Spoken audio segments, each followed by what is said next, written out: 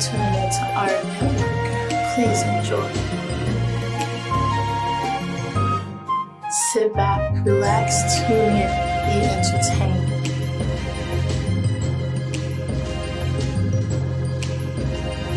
And now, Game Point Sports Talk with an Edge.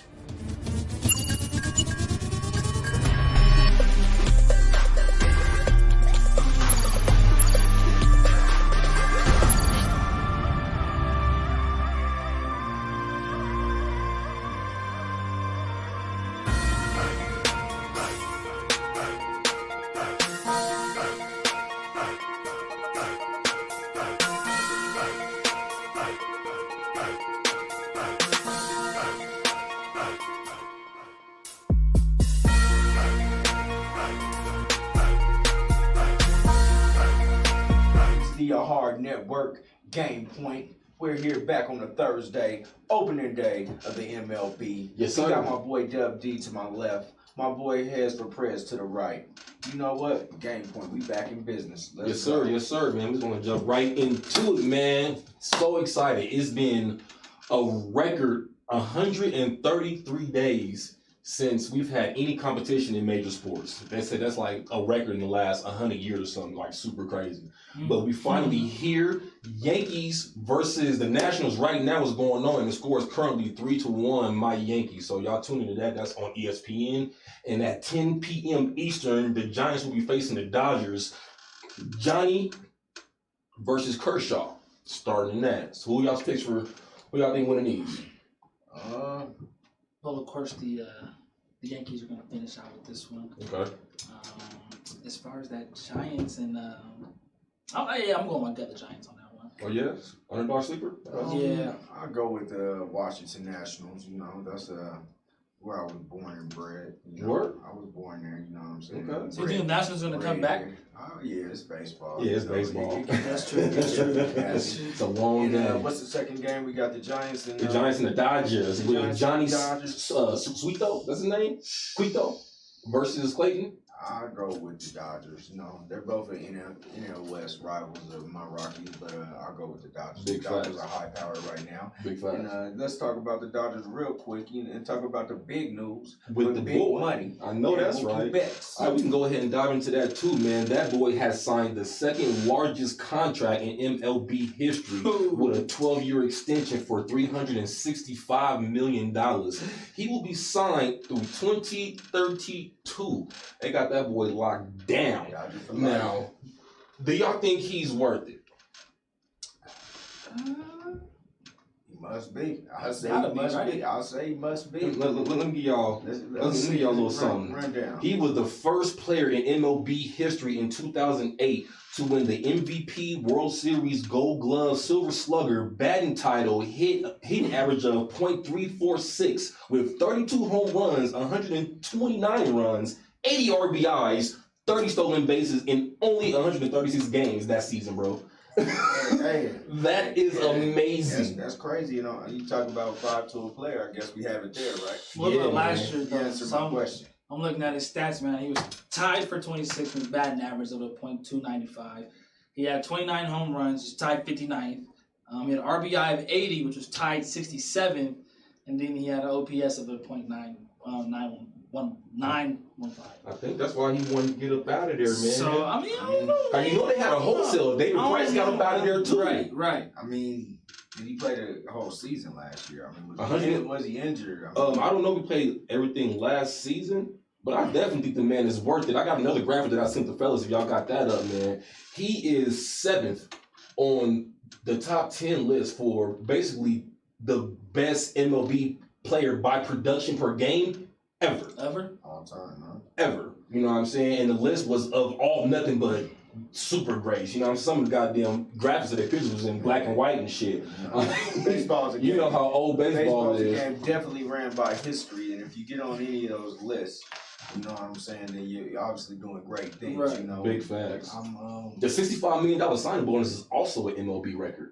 man, the man's getting paid, man. He deserves getting it. it. He deserves it.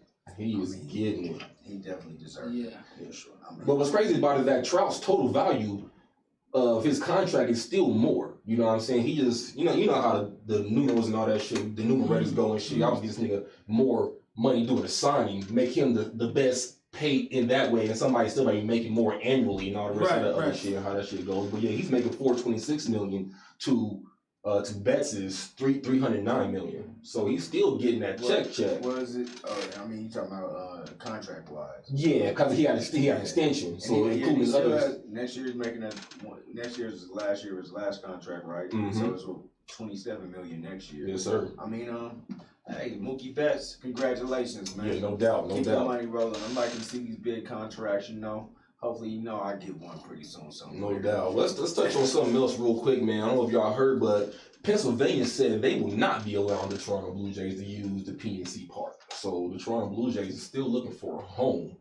I mean, the season starts today. That's what I'm saying. Like, I don't understand how this shit works, but what are they gonna do? What you think they're gonna do here? What? What? Yeah, man. That's something crazy to even think about. I mean, if you're Toronto, you're probably just gonna scrap the season. Thinking about it, I mean, you don't already have a home. I mean, what do you mean, like? Because they still have to play, or do they not? Can they choose not to play? You can choose not to play. You can opt out. I'm pretty sure you can opt out if the circumstances like define it, and you don't have a place to play at, and teams are saying you can't play here. What's the league gonna say? I don't know. Y'all have to play. Y'all have to play. I don't think you can opt out when you're already on the schedule. I guess the only thing that would have to happen is all away games. Then they would always have to be away. Yeah. That's the only thing. I mean, that would be terrible. That is. That would be terrible. And I can see protests happening. I can see a lot of things. A lot of players saying like, I don't want to live life on the road. I don't want to have to. Can you imagine that though? No, I can't, bro. That's unheard of. But, we got good news for them because they can have a good season. Why? Being on the road for every fucking game, you know what I mean? This is another thing where the season has started today, and they still don't know what they're going to be doing with the postseason. But as of right now, they're offering a 16-team playoff being increased from 10 teams, and they're trying to do it because they said it'll be close to $300 million in TV revenue. You know what I'm saying? It's always about the money, so I think it will happen. So maybe the Toronto Blues can squeeze in. You know what I mean? That's not good for them. There's more games on the road. I mean, I would just read. They might just say, "Okay, Toronto, you go here and play in Colorado."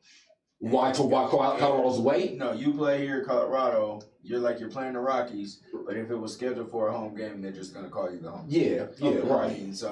Right. It's unheard of, man. It might make them a closer knit team, and you never know. They might come together, and it might be. And there ain't no fans. Might be a story. Might be a story like your bad new Bears, man. Anything can happen, man. Like your boy Kevin Garnett said, anything's possible. So hey, let's move on to the next. I mean, yeah, Derek Jeter said, with no fans, it's going to be a lot of focus going on. You know what I'm saying? Like he said, the most focused team is going to be the last one standing. So it just sucks for Toronto to not be able to have any kind of, that's just all bad right there. Yeah. That's just bad. But you don't think being on the road, banding together might bring something out of them. Create that. I do believe that. Focus. I do believe that's sports. I don't know, man. That's sports. I though. think, but it can only go on for so long. Right. 62 games. Okay. All on the road. I mean, like y'all tell me the last time a professional team did that. It'll be 2 months. Yeah. That's amazing. Nobody's ever done.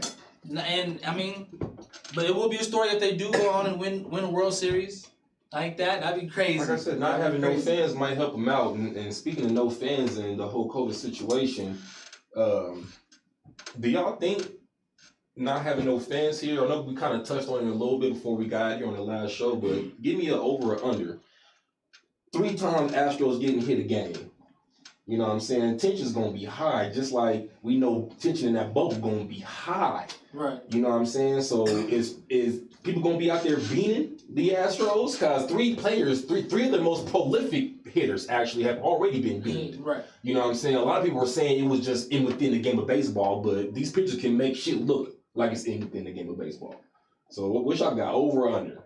Or not at all? Y'all think players are gonna let them slide? I'll say in the beginning of the season, it's going to be over, and then after a while, they're going to kind of let They're off. gonna die down? Except for when they play teams that got screwed over in the playoffs. That Think they're gonna be risking suspensions and shit like that with a 60-game season? Kershaw's gonna beat him up. You think so? He gotta be pissed, bro. Yeah. He's got to be pissed, man. Shit, man. So Black Lives Matters will be stenciled on all baseball mounds, at least for the weekend of opening day. How y'all feel about that? Y'all think it's just, hey, let's just get them something, a little something here real quick, or is it genuine? Personally, I like it. I mean, I feel like as far as like what baseball can do, as far as what sports can do as a whole, I feel like there's not a lot. I mean, of course you can, but as far as like showing your support, I mean, it's a cool first step. I mean, they're also giving players the option to wear Black Lives Matters or United for Change patches on their jersey. You know what I'm saying? And see, like things like that, allowing that freedom to have players be political and have these statements. I feel like it's always a step in the right direction, especially when that changes for only good things. It's only for positive things in a predominantly white sport. Period. You know, predominantly white and non-black sport. So it is, like I said, it's always good, and I applaud the MLB for that. I mean, let's just be real, man. The baseball fan base is, along with NASCAR, are the ones who really need to get this fucking message. Right. You know what I'm saying? Everybody involved in their life and their whole inner circle. How you feeling about it? I mean, I'm with both of y'all, man. I'm feeling.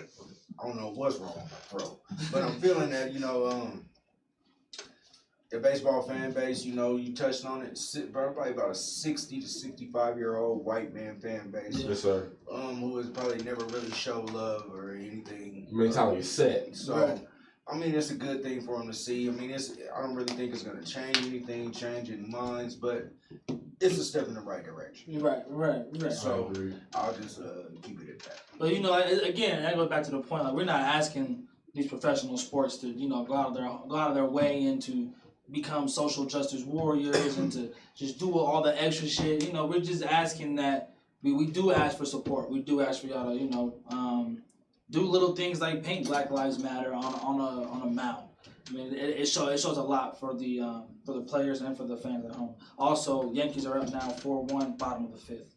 My little prediction's looking bad. I mean, so yeah, we're talking about baseball. So let's get into the new expanded playoffs. What they're talking about. The proposed expanded playoffs. Yeah, from 10 teams to 16 teams, man. Do y'all think it's gonna be too much? I don't think it's never enough, man. How many teams are in baseball? 32. Is there 32 teams in baseball? 32. Half? Wait. Yeah. They got half going in? Yeah, let me see. Yeah. Not about half, right. I mean, I think that's better for everybody watching. Like, who doesn't like to see more playoffs? Doesn't see Big facts, especially for your team. Right. Your team might squeeze up in there. I mean, but jeez, like 16 from 10, that's like literally more than half of what was already in that motherfucker. But I'm with it. But you have to compensate for the fact that you're not playing 182 games. Yeah, you know. But it's still, I agree with that. That should be the biggest thing for the proposal. You know what I'm saying? Right. Try to balance the fairness out, like life is fair anyway. You know what I'm saying? But it would make sense. Is it gonna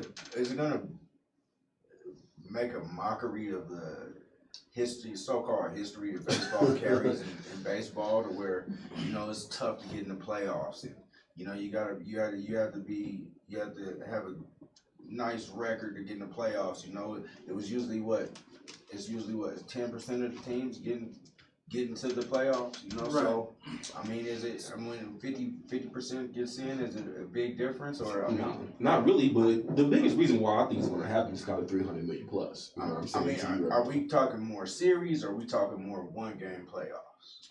I mean, if we're talking one-game playoffs, like they usually have the play-in games, if they have those. No, I believe they're legitimately talking about 16 seeds. But I mean, even if you look at like last year's games, right? You have the St. Louis Cardinals who who were right outside the playoffs, like at 91, and right outside of the playoffs is the New York Mets with an 86. 86 wins? Yeah, 86 wins. Arizona Diamondbacks 85 wins. Boston Red Sox 84. Chicago Cubs 84, and Phillies 81s. All these teams would make the playoffs, right? And so now you're looking at Well, what happens if the New York Mets are on a roll and start winning? You know. So are we gonna say that we're gonna let all below average teams get in? At 86 wins, you haven't even won. I mean, you really won half your games. So are we just gonna say we're gonna award you for mediocrity? Right, but that was last year's, and that's just like the disparity between like how close from the playoffs like one team was and not from getting in and not getting in. Mm-hmm. With that 16 teams, it's just like those teams that were just this close now are just in the door. You know what I'm saying? I mean, I definitely understand. I think we come from. I'm just saying are we awarding mediocrity now? Yes. That's exactly what they're doing. They are absolutely rewarding what that's 50% is average. Yeah. Right? I mean, it also proves who's a better team, who's a better one team. If you can endure if you can go through an entire 8 teams in a conference or entire 7 teams through a conference, on your side it'll be 4 teams. Right. Right? I mean, you're clearly the best team, and then win a championship team. I mean, at that point you really have like no say. It kind of puts on like. For me, it's just more excitement to that game. It kind of brings back that feel of March Madness when you're in that Sweet 16 and it's just like, oh shit, it's getting down to it, you know, and it's just starting to get on that ride. A lot of things like that. Now, it's all about the money. If it's 7 games, now if it's a 7-game series of 16 teams, though, different story. I don't know. You know, that's gonna be long and drawn. It's all about the TV revenue, man. Because I know y'all remember when AHRR got that big contract like Bezos got with his money. 250. He got 2. I believe I might have sent them the graphic. If not, I don't got the exact numbers, but it was something around 200 million. It wasn't too far off. It might have been like 30 something million off. But back then, the MLB was only worth 4.6 billion. And that was worth 10.4 billion. You know what I'm saying? That's all because of TV money. Right. Period. So they like put as many teams in there as possible. When AHRR got that first contract, I think it was with the Rangers at first? Yes. When he yes, sir. It was over 200 million. They gave him a piece of the team. I mean, they gave him all kind of perks. You know what I'm saying? But it was 2004. Boy at a time changed. Yes, sir. Man, like I said, it was worth $4 billion then, man. They made $6 billion. So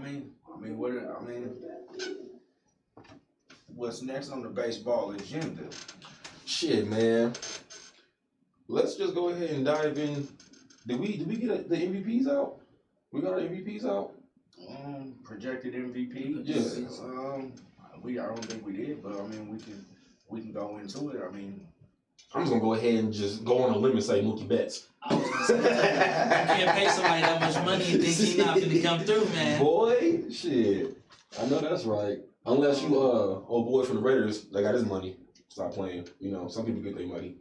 You talking about Jamarcus Russell? Yeah, Jamarcus Russell. He got his $100 million and started eating cupcakes. Like, He got a little bit too early. He never proved Mookie don't seem like he that kind of brother, though. Well, he never proved anything, man. You just give a young man all that money, man. Some of them are bad. I mean, it's bad news. Right. You know, I mean, we can stay on baseball real quick and just stay on the history of baseball. I mean, what do you guys think about, are you guys firm believers that Barry Bonds is the true home run champion or those type of things, or are you penalizing him because of steroid era?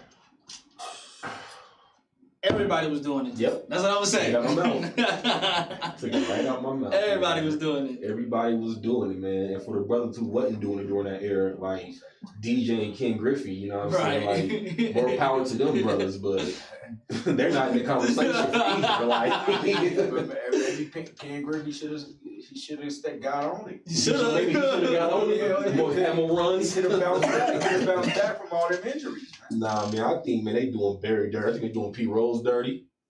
You know what I mean? Like, for the scandal that he got in, since we gonna stay on the historic level, I think they're doing him super dusty. Like, what exactly did he? All he did was he bet on games that he played in, but not played in. That he didn't play in. He managed. He bet on games that he managed. That he was managing. Yes. Okay, not when he was a player. Not when he was a player. Okay. So he's a manager betting on games, and in baseball is on his own games. Yeah, but he was betting on other games, but he also bet on his games too. And baseball is this big history-filled thing, and he's great from the whole story. And Pete Rose is one of the best to ever do it. One of the best to ever pick up. Shit, man, that's where Nipsey got his name from. Wasn't he Charlie Hustle? Wasn't he the first? Yeah. Wasn't that was Pete Rose, right? Yes, his sir. name was Charlie Hustle. Yeah, man, shit. He definitely knew what he was doing, man. I fucks with Barry Bonds though, but as far as hitters, man, like Sammy Sosa, like that fool got caught cheating so many times, right. Man, with the cork bat and all that kind of shit. But they was all cheating in some way, shape, or form. I'm not really a fan of bleaching skin, so Sammy Sosa is always out my question. Yeah, that fool looked like a clown face. He looked like he got a permanent white face. Something's wrong with Sammy Sosa. Nigga dirty, man. He looked like he got permanent white face on, man. So, you know what I'm saying? I think that concludes the first quarter on Game Point. Yes, sir. The AHRR Network. We will be back. You know what I'm saying? Second quarter on the way. We got a special guest coming in. Game Point.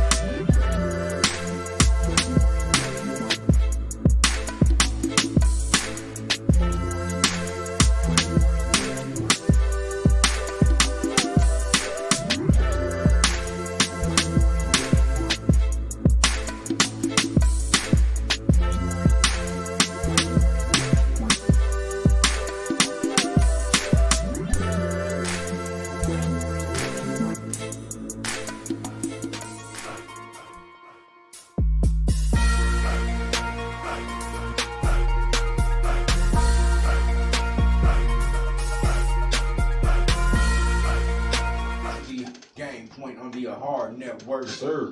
We still got the same guys, and we added a special guest here, Tux. One of these guys that I started with, back in the day. Probably about 9 years ago. We did live. I just seen a post the other day of sharing Live Wire Urban Radio, and the name of our show back then was The Game Show. Game Show. Game Show, I used to eat him up then, I eat him up now. It's nothing really changed. He's just on the other side of the screen now. We're gonna open up this quarter, the second quarter. It's a pivotal quarter. I've been killing them for years. Right? They were all scared of me coming on this show. Let's get this shit started. I'll be ready for the big dogs. I mean, it's a pivotal quarter. Yeah, it is, man. Go ahead and jump into it, man. Let's jump into it. So let's talk about it. Your boy AB, man. Who's an AB fan around here?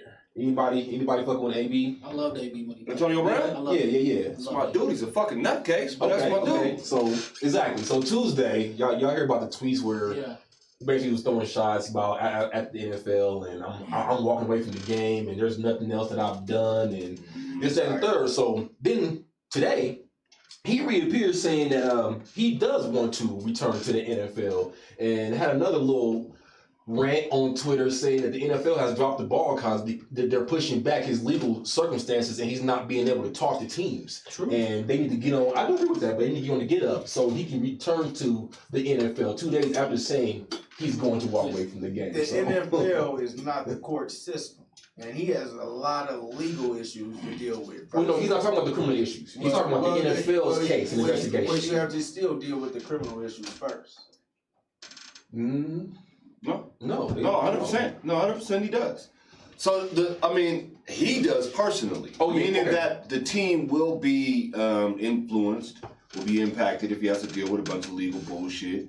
To me, I'm not even worried about that. Of course, you can't be worried about his gameplay. He left the game at a peak in he's prime. He's still prime athlete right now, and arguably was pushing to be in the conversation of the #1 greatest receiver of all time. But with that being said, he's not mentally stable. I don't believe so. Okay, I know a lot of people twist that a little bit, but I'm like, bruh, how many $20 million deals are you gonna blow? Deals can you blow without somebody saying you got to be fucked up in the cabasa? I mean, within like 6 months of them, within 2-3 months of each other. Yeah, man. Come on, three teams. My thing on Antonio Brown, man. I mean, the NFL is a tough sport, man. And you never heard much of this before Burpee caught him coming across the middle, man. And I don't think he's ever been the same since that. I think Burpee kind of ruined a few people's career. I kind of do agree with that. And his own. Yeah, he's off the chain. So y'all kind of already answered my second question about ABs, but I also want to make it hypothetical. Say all legal ramifications are good and clear. You know what I'm saying? Any team can sign AB. Who is the best candidate to sign AB right now? Seattle. The Ravens. Seattle Ravens? I go with the Ravens. You go with Seattle. Ravens? Well, Ravens. the Ravens, that would be dangerous. You got his little cousin over there, right? That's his cousin, right? Yeah. They both kind of the same cookie cutter style of receiver. Shit, the dude's name is Hollywood. You got MVP. I just personally. Do you think he would go over there with that attitude with Lamar? I think he would, just because they're a lot younger and they understand a little bit of the, we come from, the world also plus the sports world are dealing with these new age entitled athletes that just haven't even touched the field type shit.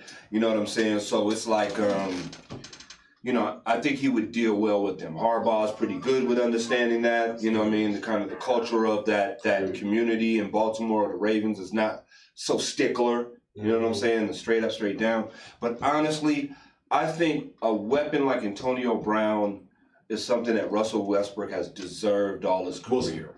Russell Wilson has deserved all his career. Yes, sir. And I think if he was to have such a weapon, I think we'd really start talking about Russell Wilson as being one of the top tier quarterbacks. I mean, I don't think nobody ever leaves Russell Wilson. They do a lot, bro. He's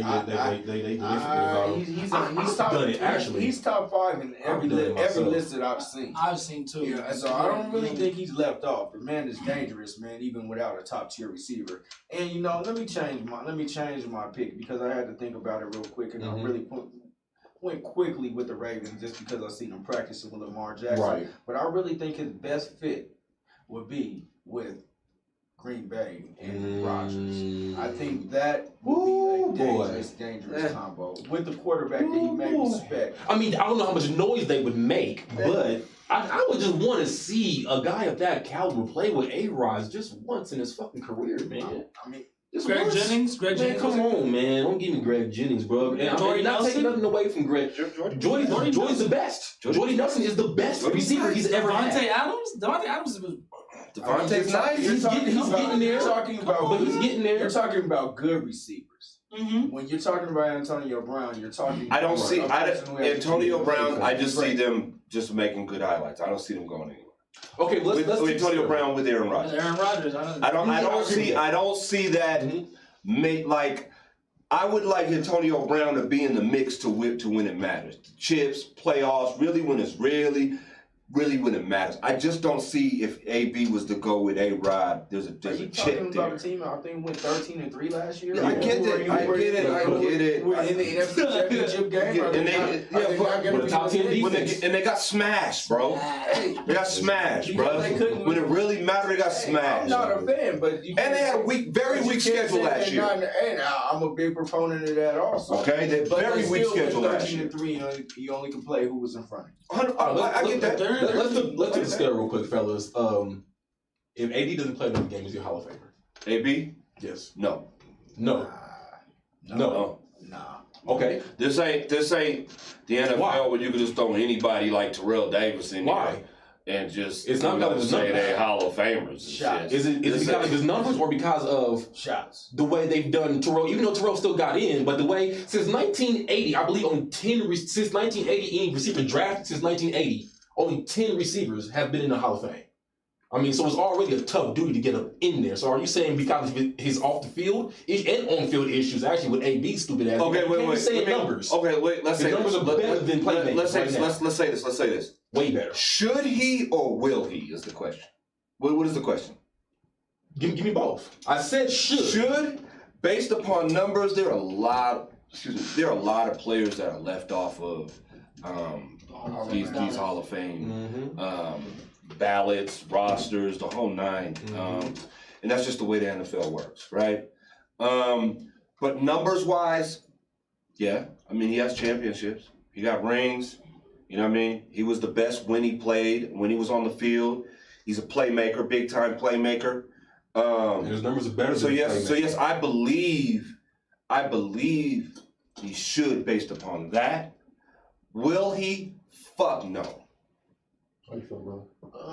I believe his numbers should definitely get him in, but I don't think he's gonna get it. I mean, also based on the bias that they've already been showing. I mean, and I wouldn't even say the bias towards brothers. You know, I would say I wouldn't say that. I mean, would you vote him in?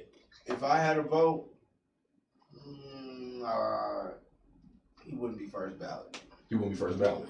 Would that just be based upon like to teach him a lesson, or? Yeah, man. He wouldn't be first ballot. You know what I'm saying? Just out of the longevity to me. All right. Well, while we still in this, what he played? While we still in this conversation, he's on 10 years, bro. 131 games, 11,263 yards, 75 tubs. 10 years, bro. When he's been at arguably his first six was the best ever. I'll put him in, okay? It was the best ever. His first six. I'll put him in. First of all, the nigga fucking drop kicked the. First of all, I seen a highlight. Okay, I was watching AB. I seen the AB highlight, man, from his early, like you said, his first 6 years. I think it was maybe like second or third year, right? Do y'all remember this? It was a kick return or punt return or whatever. I remember. You remember that? We got one day we're gonna pull that up. Where he's juking everybody. Number one, okay, he jukes the whole team. Somebody about to tackle him, and the nigga just jumps up, kicks him dead in the face to the ground, and keeps it going. Amazing though, amazing. I mean, I'll put AB in. You know what I'm saying? But I mean, just speaking on your point of like Hall of Fame and positions going in. You have like positions where in the safety position to where, I think it was like 10, 15 years where you didn't have a safety go into the Hall of Fame. I mean, before the likes of the Ed Reeds, and Ronnie Lott, Ronnie Lott. Are you talking about between those eras? And so I guess sometimes it just gets like that in the NFL because Steve Atwater, I believe, is a player that should have been in years ago. Yeah. You know what I'm saying? I do remember this. Arguably. Well, while we still on that subject, man, Chad Ochocinco arguably had made a big fuss and said, would he be into the Hall of Fame? You know what I'm saying? He basically said, I'm not about to beg to get into it, but his argument was, Chad? Yeah, that his numbers basically mirrored the same as the playmakers. No, and no. One thing, what does a playmaker have? Rings. Yeah. How many rings Chad Ochocinco have? Zero. I mean, zero. I'm with nada. And hold on, real quick. And to me, Chad, just because you know what, the way that the NFL works, I don't like the way he represents the NFL. Chad? Yeah, man, he's just always been just. You talking about since he's left the game? No, he's just always been a little bitch made to me. You know, really? You know, it's never really, that's just personal. You know, he's always been a little bitch made to me. You know, football. I think about. I come from Iron Man. I come from, some real gridiron ball, and he's a receiver, brother. Yeah, but I also come from the Sterling Sharps, the Randy Mosses. You know what I'm saying? The Calvin Johnsons. We're talking, real ballers who could still ball and still be a receiver. You can't say Chad Ochocinco is not a real baller. That's crazy, bro. You can't say and nobody. He wasn't. I said, hell yeah. I was gonna say, can't nobody sit here and say Chad Johnson was a baller. Chad Johnson was above average receiver. Big facts. He couldn't cut the mustard with Belichick. What? I'm out of here. That's all that matters to that guy. I'm out of here. That's all that matters to this guy. Well, let's see if y'all what defenses are y'all most excited about seeing next season? We got top 5 defenses right now who allow the fewest points from last year. We got Minnesota and Pittsburgh tied at 5. The Chicago Bears at 4. The Ravens, the Bills, and his fucking Patriots. I want to see the Patriots and the Bills. I feel like that's going to be a real. Honestly, the team or even somebody that's not in the top 5. team that I would like to see that first came to mind is the Broncos. Broncos. I'm actually anxious to see what they do this year. I think having a little bit more continuity. I think they have the bodies there where they could really be a real stout defense. Who they got? I think they're That's talking defense. yeah. I think they definitely have defensive-minded coaches, some real tough-nosed coaches. So I would like to see the Broncos. I think the Broncos are going to be some real trouble. They're going to have to be in that AFC West. Second year in Vic Fangio's defense. Von Miller, he has to have a bounce back year, so I think he's going to be pretty eager. He picked up Jarrell Casey on the line, 5-time consecutive Pro Bowler. You got Callahan supposed to be coming back, and you got the boy from the Jaguars at cornerback who's supposed to be the truth. So I mean, let's see what they do. I mean, last year. At times they just couldn't stop people from scoring, but they were a top 5 defense, or top 10 defense in yardage. Mm-hmm. So maybe they can take that next leap, and that's who I would want to see personally. But on that list, I want to see what the Patriots defense is going to do with Cam Newton. I agree. Most people might not believe, but I'm very excited to see what the Patriots are going to do. Like my whole bias of I don't know if this guy Brady's gone. You know what I'm saying? I might just be rooting for Belichick right now, but I'm rooting for New England to have a good season because like one of my favorite quarterbacks of all time, you know what I'm saying, Atlanta homeboy, is on their squad right now. So I'm like super torn right now, man. I don't know what's going to happen. The Patriots defense has, a lot of people give Belichick a lot of credit. Belichick is arguably the greatest football coach. Is it an argument? To me, it's not an argument. Okay. But his main prowess is defense. Like he's a defensive guy. So for them to continuously have a defense, a stout defense, a troublesome defense. Again, is a testament to Belichick. But one thing that we do have, the Patriots do have over there, is Stephon Gilmore. And he is the best cornerback in the league right now. Yes. And Jadeveon Clowney, I said it here, is going to the Patriots. We got enough money. He still ain't signed? Nah, he's still unsigned. Wow. Belichick, crazy. You hear me, right? Don't make me call Kraft on your ass. The thing about the Patriots is now when you have Cam Newton and you have now an offense that can run the ball, that can take off time off the clock, and then you have a defense that can get offenses off the field to give it back to an offense that will take time off the clock, you have something like the perfect storm for Belichick. That's what he's been trying to do with Brady, but Brady just hasn't been athletic enough. I think now that you have Cam Newton over there, it's trouble. My curiosity with the Patriots defense is I want to see what changes Belichick is going to make to stop these Kansas City Chiefs because he was dismantled, I believe, twice by them last year. So therefore, I want to see because he's the master of making these changes. He's a master of taking your best player away. So let's see if he can do this against Patrick Mahomes and them. So he probably never move on. That's a great. I'm actually anxious to see that too because of that point. One thing that is enjoyable about watching or I can appreciate about watching Belichick is the fact that when he's on the field, it's not just the players that are actually out there combating.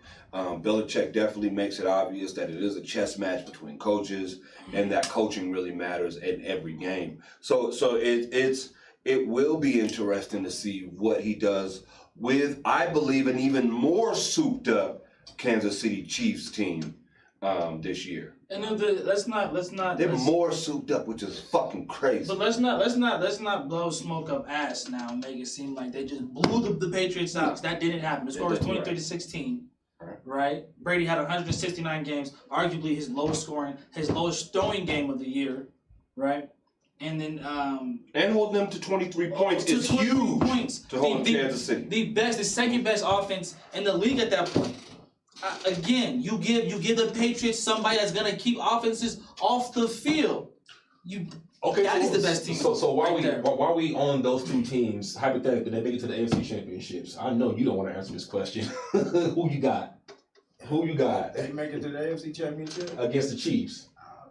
Who you got? You picking the infamous Patty Mahomes, your homeboy, or you going with the Patriots?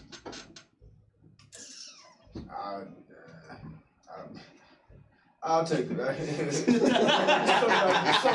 I don't want to see or say. I have to go. I would probably have to go with the team that's been hot for the past 2 years now. You don't even want to say it by name. I'll take the Chiefs, man. I'll take Patrick Mahomes and the Chiefs, man. Oh, man, I ain't gonna lie. If those two get up against each other, man, I love me some Patrick Mahomes boys. You know what I'm saying? But he's literally will be playing like my first favorite quarterback before he came in the league. You know what I mean? Like I was watching Cam Newton at Auburn because I was still living in Atlanta, and I was working with a construction company. I was working at Auburn University while he was down there. You know what I'm saying? So I've been following that boy's career since forever. Like I'm going for Cam. It's gonna. It just pisses me off to say it, man. Who you got, man?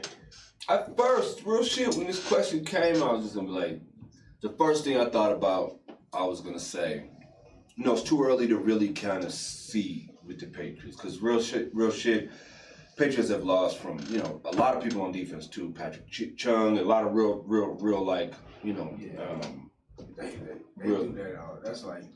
Yeah, but they always replenish them somehow. You're right, but there's a lot of changes, right? So I was in my mind when you first asked the question, my mind went to saying we still need a little bit of time to see what this team, the Patriots are. Well, let me phrase it though. No. They make it to the AFC Championship, but they've already worked out the kinks in the fall season. What I'm saying is this, but then I thought about it. Okay, just like you said, right? AFC Championship, they're both there. And I still at first, before I thought a little bit more thoroughly, I was thinking Kansas City, right? Really? But then I was reminded Cam Newton. And what that boy did. And then I was reminded Cam Newton with a chance to get back to the Super Bowl. Then I was reminded with Cam Newton right there on the edge fighting for his life. His career is based upon that game. That moment. That was the biggest, yes, by far. With Belichick there. In that defense. Another championship, man. Kraft, nigga, I see you. I see you, Kraft. Fuck that. Robert Kraft is the greatest GM and the owner ever. And it talks about biases is truly out of control. Let's have anything to say about their heads, or would you have? Nah, I mean, I would truly have the Patriots. I mean, you think about it, and it comes down to just, overall experience. When it comes to being in that situation, last year, the Chiefs were just so much better than everybody just because of who they were. And even then, they were so much better than everybody. The Patriots are like this much closer. But now to have two teams that are arguably they're going to be head for head, it's just going to be now the coaching. Now you're asking me, do I like Andy Reid better or do I like Bill Belichick better? I like Bill Belichick better in every step. And Belichick's always had his number. Well, Andy Reid, who's finally gotten over the hump, may be a dangerous commodity. And and the Chiefs,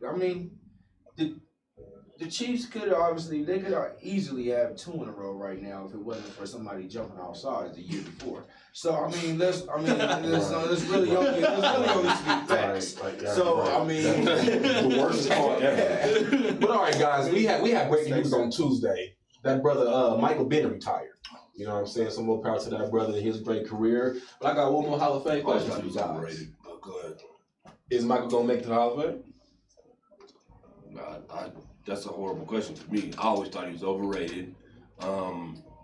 he couldn't cut the mustard over there with the Patriots either when he came over there. You know what I'm saying? So, no. Okay, can we have some unbiased? Michael Bennett. He had a few good years in Seattle. With a great defense. He only has 60. He only has 65 sacks. He's not making it. He's not making it. And when he was great, he was surrounded by talent. He didn't really carry that team. There you go. So I wouldn't put him in there. You guys don't think he was the best defensive end we've had this decade? Nope, hell no. I can give you some numbers of people who are not active to even make it to the Hall of Fame yet. Julius Peppers has 159 sacks. Terrell Suggs 139. DeMarcus Ware 138. Come on, man. Jared Allen 136. Elvis Dumerville. You said two names on Von Miller. Simeon Rice. But you're talking. He's not better than none of My guys. man, Simeon Rice. He's not better than none of guys. Simeon Rice is right, but you can't talk about people who are not even eligible to be in. No, what I'm saying is he's behind that list. Because all them guys are Hall of Famers. I name any guy that's gonna make it to the Hall of Fame. Then Dumerville might not make it. So Dumerville definitely might not make it. But yet Dumerville might not. He's the only one literally on this list. You said some other names on there. No, Julius is going. Terrell's is going. Wait, slow down, wait. Julius who? Peppers? Julius Peppers. Julius Peppers should go. Go ahead, who'd you say? Terrell Suggs. Terrell Suggs should go. Yeah, that's the only one. Him and Marcus Worth. DeMarcus Ware. DeMarcus Ware should go. Von Miller. Von Miller's unproven yet to go. And he's not a defensive end. Simeon Rice. Simeon Rice should go. Okay, I named it, but everybody but Elvis, and I agree with that. And Von will go, but I just think he just needs a little more. So boom, that's my point. He's behind that list. If he was even to make it, that's why I said I don't think he's not going to make it. Dude. Yeah, he's not going to make it. You know what I'm saying? That concludes the first half on the Game Point on AHRR Network. You know, special thanks to my boy Tuss coming out and kicking his bias. Schooling him. You know what I'm saying? But it's halftime and time for me to get right.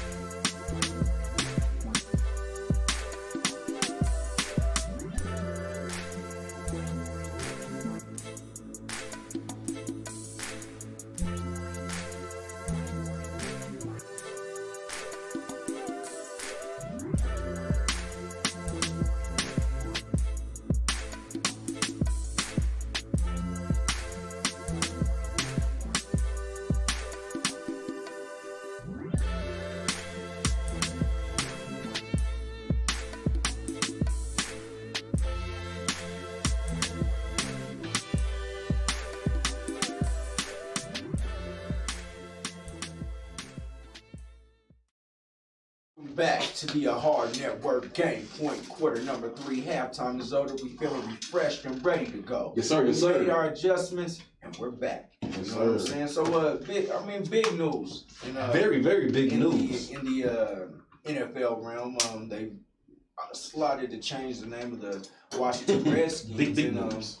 They have an interim name, which is the Washington Football Team. What do we feel about that, fellas?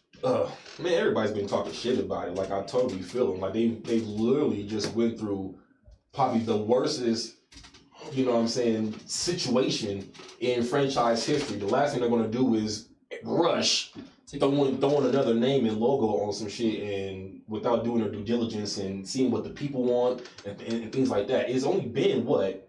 2 months. No, it hasn't been 2 months. It's been 2 months since They made them. Since they've announced they're gonna change. Well, it's only been 2 months, like, you know, and with all the rest of the situation that's going on with Schneider. I think it's been officially like a month, maybe, that they made that announcement. I swear, I think it's I'm looking at an article right now. That was a real statement, though, that was made that I heard today. You know what I mean? And, you know, real shit. The reason why they're in this situation is, I do believe, is the arrogance of Daniel Snyder. Yeah. Okay? It is the fact that, you know, because you know what a trip is, one thing that you did mention is the game show. We're talking 9-10 years ago, okay? We had this discussion on the game show about changing the Redskins name. Yeah. That's how long, you see what I'm saying?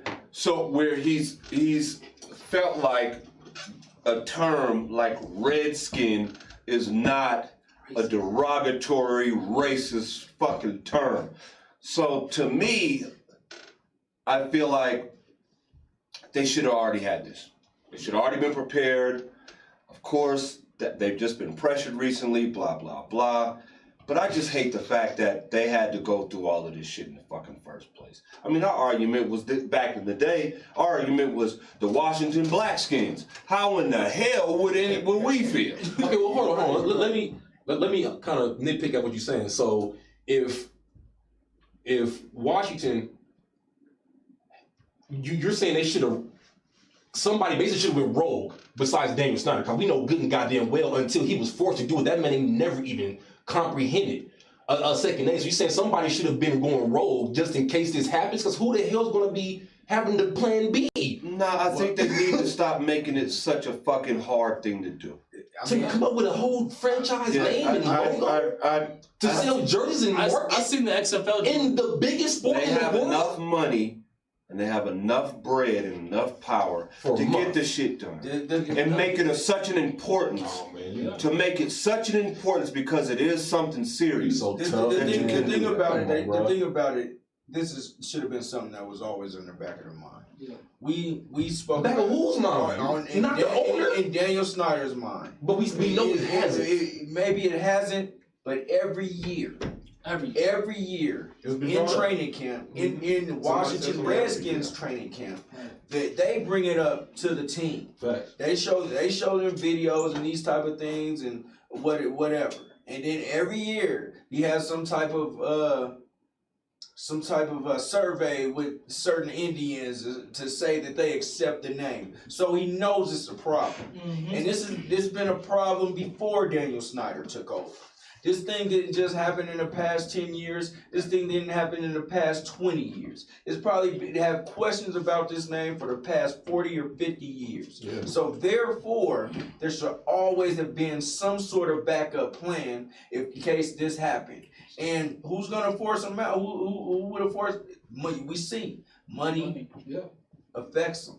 And they should. Bottom line, that affects all. That pressure. Yeah. That's where any type of change, especially in the NFL, is going to come when you start hitting them right there in that foot pocket. So I'm with you. They should have been able to change it, have a great name, great whatever. I think this is not enough time, man. So how do y'all feel like because have you seen the jerseys?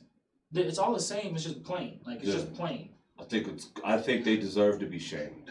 I think whatever shame that's coming on them right now is being a no-name team who's already doesn't have any respect in the league. Right. You know what I'm saying? I think they've put themselves in a position right now where they're shamed. Big facts. They're in a position. They're in a situation right now as we speak with 15 women. With 15 women bringing up a lawsuit, and I really haven't seen Daniel Snyder really take credit and apologize for the situation. I don't think he's made a statement. I mean, and he's not going to. He made some vague statement, but he didn't speak it. It was written a tweet or something like that as of these points. So I really think that Daniel Snyder, you're not the MVP and you need to go. True story. Big facts, man. Let's we got one more topic. The Pro Football Focus. We know how much they be haters, but I grabbed this specifically to get up under Tuck's skin, man. They have graded the last decade of quarterbacks in only the postseason, And the top 5 is Russell Wilson, Eli Manning, 3 Nick Foles, 2 Patrick Mahomes, and 1 Aaron Rodgers. Tom Brady being left off of this list. For postseason performances for quarterbacks in the last 10 years, 2010 to 20. Is it bullshit or they got some points? I mean, I would say it's bullshit. You know, Tom Brady, not on the list anywhere. In the last 10 years. That's definitely a fallacy. Drew Brees, not on that list, is definitely a fallacy. So I mean, I'm not a big proponent of Pro Football Focus. Drew Brees had a terrible postseason last season. I mean, last season, we're saying the last 10 years. 10 years. Big facts. Big facts. Over the last 10 years, come on now, bro. Not only should that list get under my skin, but as a sports aficionado, it should get under your skin too. I don't agree with it. It don't get under my skin. It should get under your skin I don't too. agree with Because for the simple fact that in the last 10 years, Brady has been to 5 Super Bowl appearances and won 3. Get the fuck out of here. Okay? If he's not on that list. That list has it's not valid at all, bro. They got some At all, my nigga. No merit. Somebody got some explaining to do. I agree. Drew Brees is not on that list. So do we agree with anybody being on that list? He's thrown 5,000 yards 4 times in the last decade, bro. And has always been a threat. In the postseason? Postseason. Oh, the whole season, we're saying. I mean, but it's always been a threat. The postseason, what he's been in the postseason been deadly, bro. He's got cheated out of some of the worst games in history. I disagree with it, but I think that by us not having the actual numbers in front of us and being able to, try to put ourselves in this ridiculous mindset of Pro Football Focus and look at the actual numbers, I think they might be coming from. You know what I'm saying? Actual numbers? Yeah, actual numbers. They can't be if they cannot be if Tom Brady has been to 5 Super Bowls in the last decade and won 3. I understand. And is not on the list. Your point. What numbers is they going off of at that point? The numbers. Percentages. What numbers? Percentages of like what numbers? Said earlier, Tux off camera, you made a point that Eli Manning shouldn't be on the list because he made lucky passes. They're not. The numbers are still there. It was a completed catch for yards. We're talking about catch. numbers. You know who should be on that list? We want to talk about numbers. Last decade, I don't even have the numbers, but I'm almost sure Ryan Fitzpatrick. Magic. We're talking top 5, not. Well, I guess not postseason. Jesus Christ, bro. But at least but seriously, come on, man. Now we're going off of what numbers are we going off of? They're probably going off a competition. That one that Nick Foles went on was unheard of. Nick Foles was one. Nick Foles was the best. I like Nick Foles. So I don't. He had one season. The best 5 games of any quarterback in postseason ever. One season. He had the best 5 games of any quarterback in postseason ever. I get it. One it was season. cute. They're good. But it happened though. One season it happened. Listen, the best 5 games ever. What's my man who won a fucking Super Bowl, man, with Tampa Bay, man?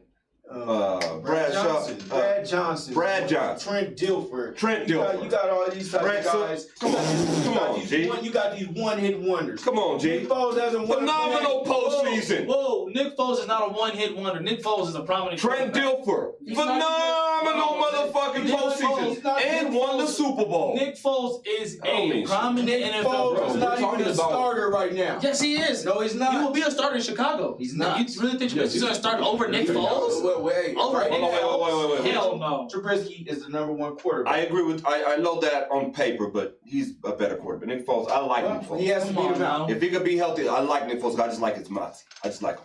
You know what I'm saying? But I'll tell you what. But he shouldn't be on that list. I like him, but he shouldn't be on that list. All right. Well, let's switch gears to a different sport, man. We have a big announcement from Iron Mike Tyson.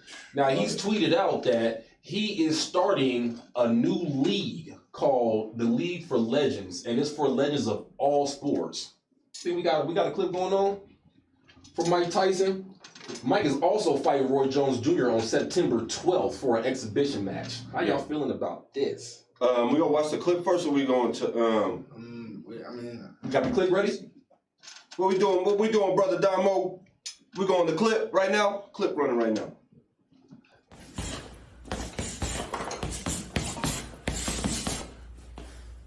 Mike Tyson in Chinatown Market, coming soon.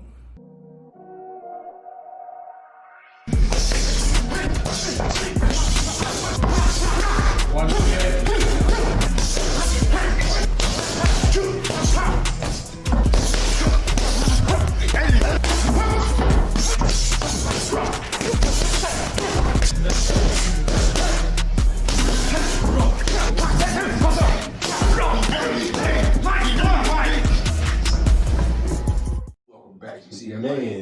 Mike Tyson. Y'all see how this dude, man, he looks scary still, bro. That's crazy. So Iron Mike Tyson is starting a new league, League of Legends. How y'all feeling about that? Already signing Nate Robinson to his first fight going against Jake Paul, the YouTuber.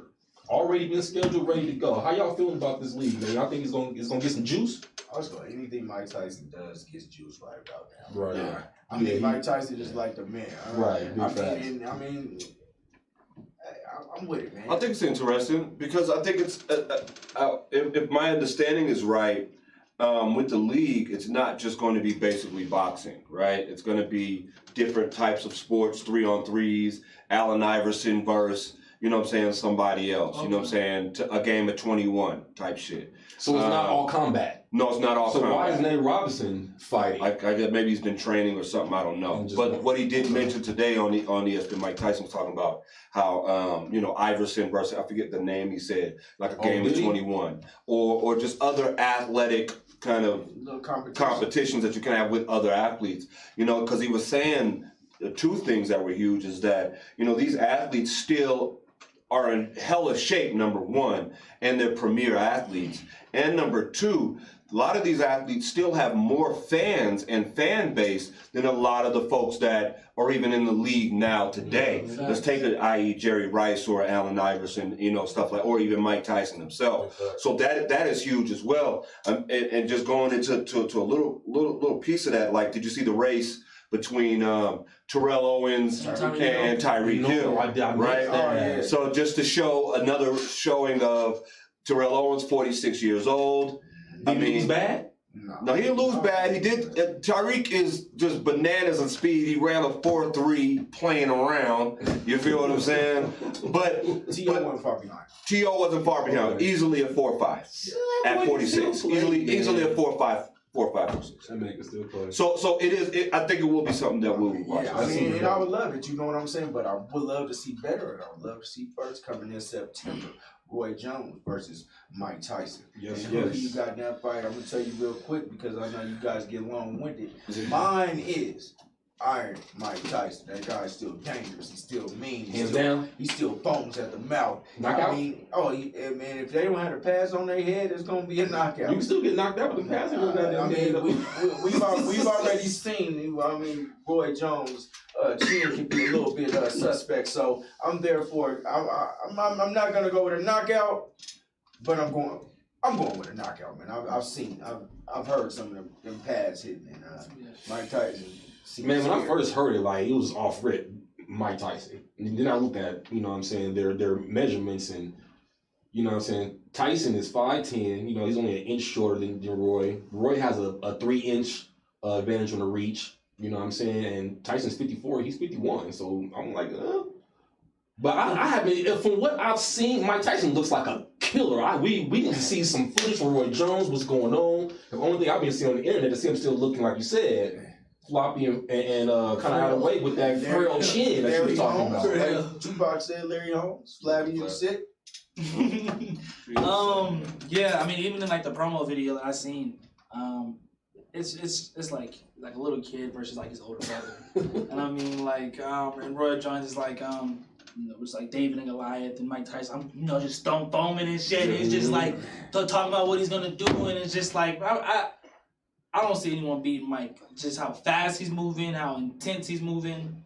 I do see a knockout easily. A knockout, really? A knockout. Ooh, a knockout. Okay. Now, as far as the rest of the league goes, I don't know how that's gonna work out. If it is gonna be boxing. Well, let me at least address the fight, Okay. Right. Because I do have some problems with this fight, y'all. Okay, I do have some problems with this fight. Number one problem is I was ecstatic and thankful when Roy Jones retired, okay? Because he needed to, okay? When I see him fight his last, 6 fights maybe? He's a shell.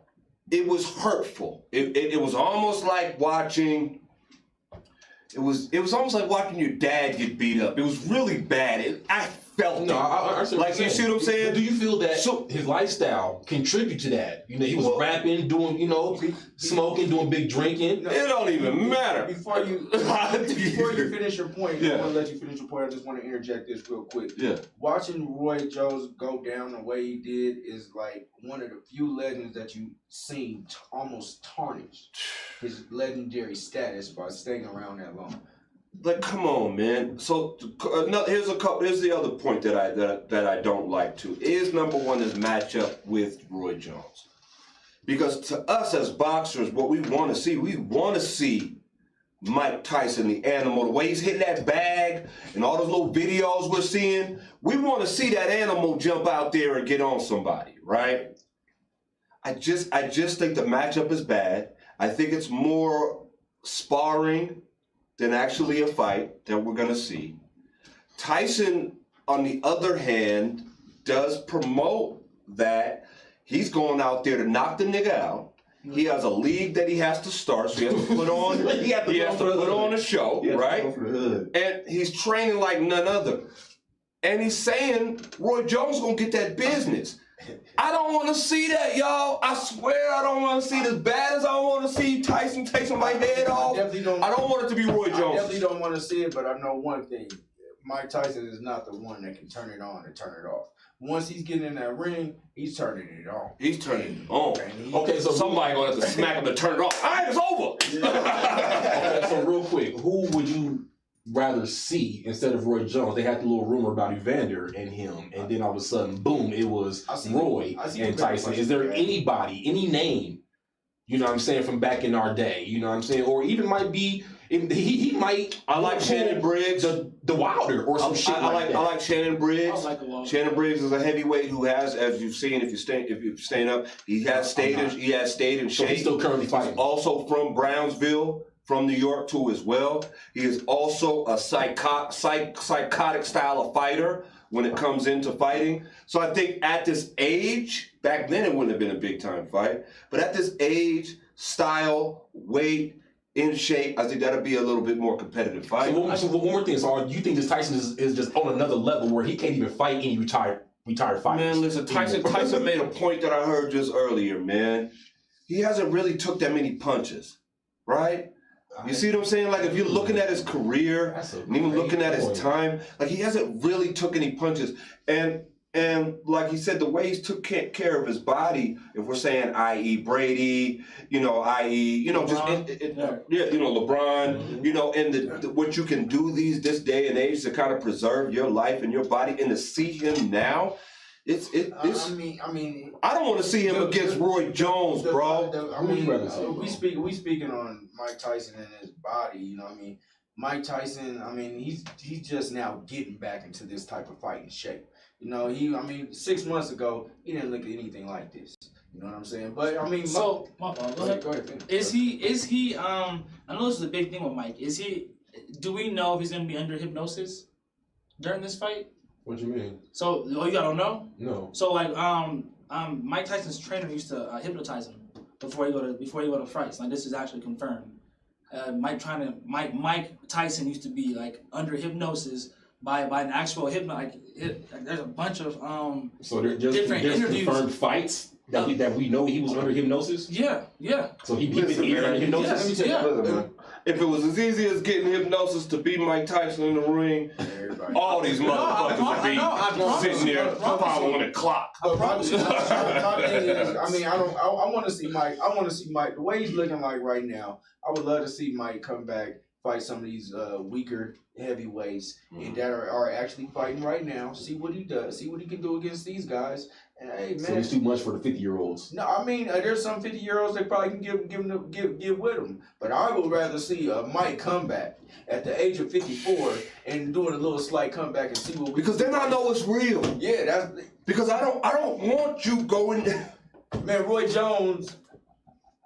As a gummy. Come on, man. Come on, bro. Roy, what the? Listen, you have no real friends, homie. I could say that strong, bro. You have no real friends because it might be 7, 8 fights ago, bro. It could have been 7, 8 fights ago that somebody was supposed to say, you know what? You know, champ, let's hang these gloves up, G. Let's go skiing. Second fight with Tarver. Oh my God. Just went in. When the nigga almost fell out the ring I thought he was and dead. he fought that other Jamaican nigga. Who's the Jamaican nigga that he fought? You know what I'm talking about? I can't remember. So the Jamaican nigga that just slept that nigga so bad, almost cried, man. I thought he was dead. Look, I thought he was dead, bro. I thought he was real dead. shit. I thought he was dead. He didn't move. You think he gonna come on, man? Let Tyson hit him with one of them motherfucking sparring punches. If he gets hit with that uppercut, I don't care, Pat or not. He sleep, bro. All right, so real quick, man, a little fun topic real quick. Who's the baddest Mike of all time? Is it Mike Tyson? Hold on, before we go into that, what was you gonna say? I was gonna say back to that I can't say his name. Hypnosis thing, right? One of the model, his trainer, right, took him early in his career, and the hypnotist, or I forget fucking. Hypnotist. The hypnotist. There we go. Hypnotist said, you relax. You go in there and totally focus on blackness. Nothing. They tell you you're going to be savage, an intelligent animal. You're working. You're going to do this. You're going to be a ferocious animal. You're going to fight both hands to the body. Use your jab in a ferocious fashion. And they synced all that into me when I was younger. Now this is Mike Tyson saying. So I wouldn't say hypnosis, but one, no, you're right. Hold on, I'm agreeing with you. However, right, because one thing that Mike Tyson is known and speaks about all the time is the mental part, preparation, what it takes to get to these points, understanding how savage, how warriors used to do so, killers would do so. Hold on real quick, let's go to this next video, man. Real shit. Go to the next video. Human beings are not meant to be humble. We're not born to be humble. We're born to be humbled. Everybody knows it. Boxing's a brutal sport. He dominated. His legs are huge. His thighs are huge. His arms are huge. His neck is huge. So it's like, it's very risky, yes, but God is in control of all. I was beating everybody in every weight class I was in. What you gonna do? It's like David and Goliath. He's a giant monster, we know. And my ego's with me, and I'm saying, you think you fly, huh? You ain't shit. Look, the amateur getting here, kick your ass. You better get on top of your game. You wanna get embarrassed in front of these people? And I'm little old David who only has God on my side, which is only all I need. And then the other ego say, you. Yo, y'all, did you see the fucking foam coming out this nigga's mouth, bruh? Like, cut it out, my nigga. Like, he's a savage. Like, listen, bro, listen, two things. So, Roy, if you ain't not paying attention to what Mike has been saying these last couple of days, my nigga, you trying to take your head off, bro. This ain't for charity, my nigga. Like, you trying to take your head off. The nigga has a league to start. Do you think he's gonna take it easy on you to spare his league? No, his name is on the league. He's finna walk through you on this motherfucker. Couple things that the nigga Mike said, man, hold on, that I heard personally. Mike said, number one, listen, what is the unwritten clause in boxing when you sign? Do you know the unwritten clause? Go ahead and say it, Dirk.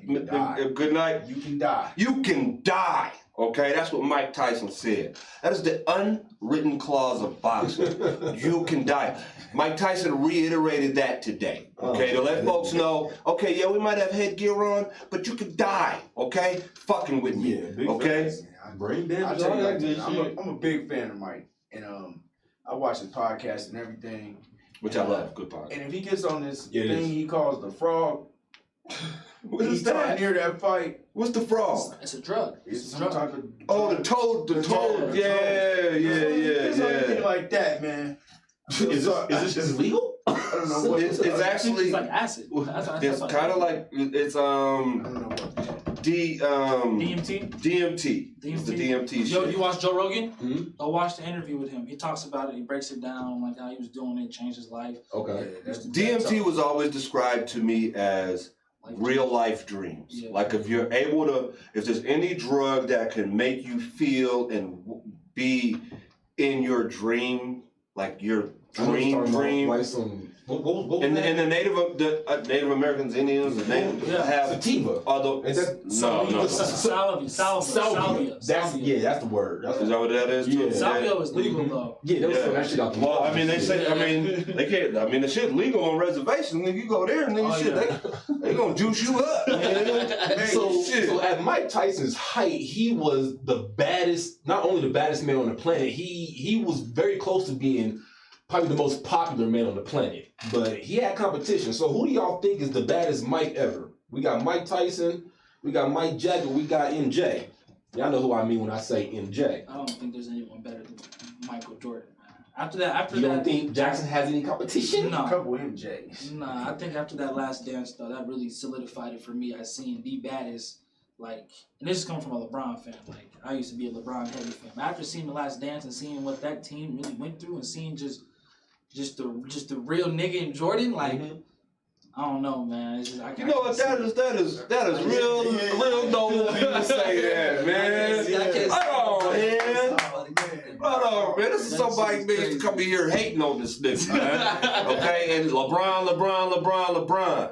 Okay, but nah, that's very noble, man. The man growing up, man, I would make mine real quick. You know, I'll have to go with Mike Jack, the baddest Mike ever. King of Pop. King of The everything. King of Pop. Yeah. I don't even think it's a debate. This Mike Phelps, I don't even think it's a this debate. Michael J. Fox, Oh, fuck out of here. this Michael B. Jordan. No, you guys are not talking about them. Not at all. Stay down on the list. Not at all. You talking about No. Mike Jack, Mike Jordan, or Mike Tyson? Mike Tyson had a way bigger impact in my life. Way bigger influence on my life growing up. I was a fan of Mike Tyson. I was a fan of real raw deal boxing. But when I was growing up as a kid, the fucked up thing was I loved sports and competition, but I wasn't that big of a basketball fan as I would have liked to be. In the sense that I loved football. I loved contact sports. Contact sports is what I loved. And when and I loved the underdog. So growing up, when they was talking Jordan, I'm talking Dominique. When they talking Jordan, you know what I mean? Like I'm always was the underdog. However, that again just reminded me how bad of a man Jordan is. Jordan is the baddest Mike of all time. Okay, let's just say that, right? But for me personally, right? Like personal bias, Tyson, that dude, man. Like it hurt to my core when Tyson lost to Buster Douglas. It hurt to my core. Even though I didn't know what he was going through, I hated Robin Givens. When they started putting her as the poster child of what was, I was too young to really get, and now I get the understanding of a toxic, dirty, low-down bitch, okay? And that's what she was. I still like it when I see Robin. I ain't gonna lie. We grew up in the same era. And She's a tight casket too. Definitely Mike had the same type of impact on me. Mike Tyson has the same type of impact on me. But you mean to tell me that Michael Jackson That's what I'm about to ask. didn't have any type of impact on you?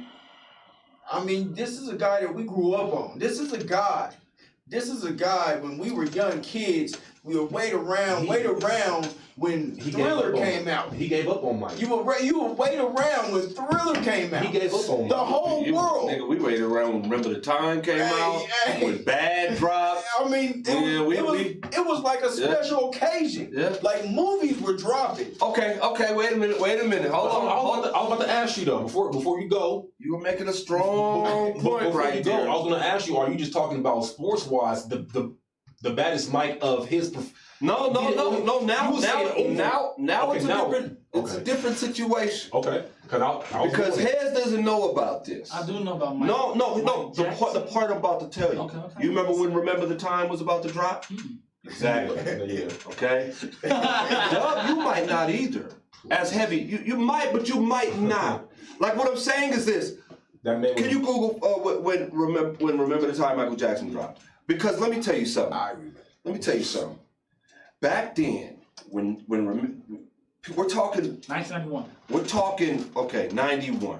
Ooh, what 11, right? What were we 11, 12, 13? Am I getting my math right there? 13, 14. 13, 14, about 13, 14. Yeah, freshman. Yeah, right there. Nah, what's before freshman? Was it 91, about freshman year, 91. 8th grade freshman? 8th grade, yeah. 8th grade freshman year? Okay, check it.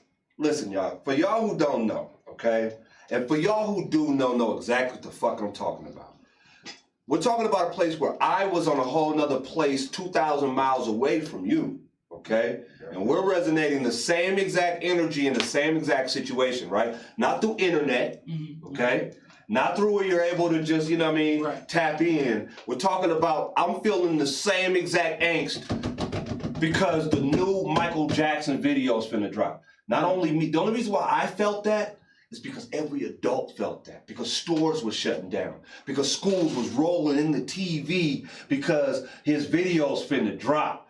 Oh yeah, you don't know about that too. No, they had to. Yeah, we had to roll in. There was a TV that went around the school. We shared it. Yeah. And I know about the TV. Naomi Campbell was on That's that. what I'm saying. It was star-studded. Like Eddie Murphy, Magic Johnson. We had Tiny Lester in there. Like you said, Naomi was in that thing. Like they had to shut like a quarter of the city down. Like we're talking about every household I know in my neighborhood. Okay, because that's all I was connected to at that time.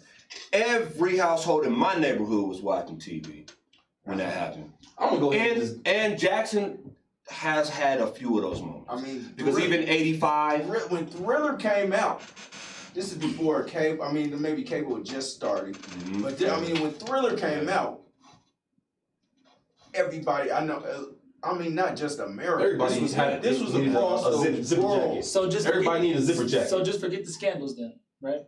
No, you gotta forget, like when you really put in perspective, this stuff because you just reminded me of like how big Mike was to not just because I wasn't even a fan, like you see what I'm saying? Like there was no choice for me. Right. You see what I'm saying? Like with Jordan and Dominique, I could be like, nah, Dominique or whatever.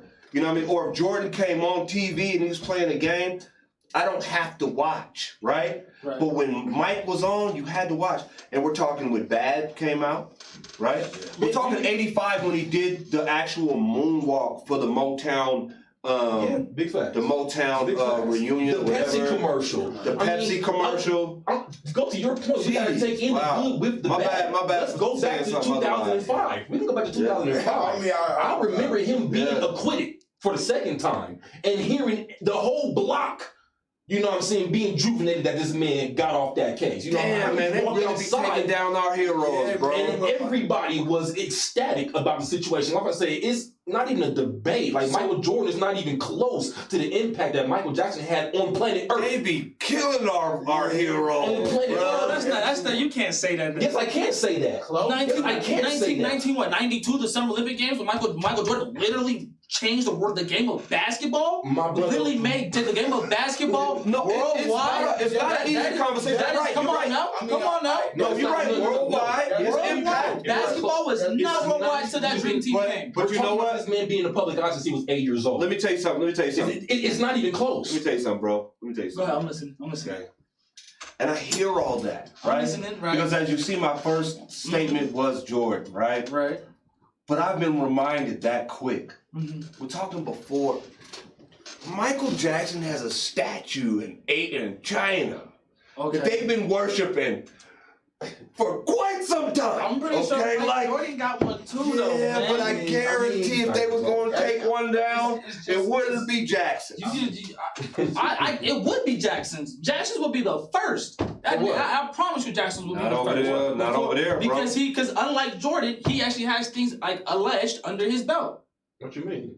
No, for So how much do you know about Michael Jeffrey Jordan? Michael Jackson. You don't know about none of his scandals. But it's not as big as Michael. But so what? He said The he doesn't reason why have is because he wasn't as big as Michael, bro. What? Michael Jordan was the biggest athlete from a period of a span of like 10 years. A span of 10 years. Michael Jordan was the biggest athlete of all time. Let me just say one thing real quick. Let me say one thing.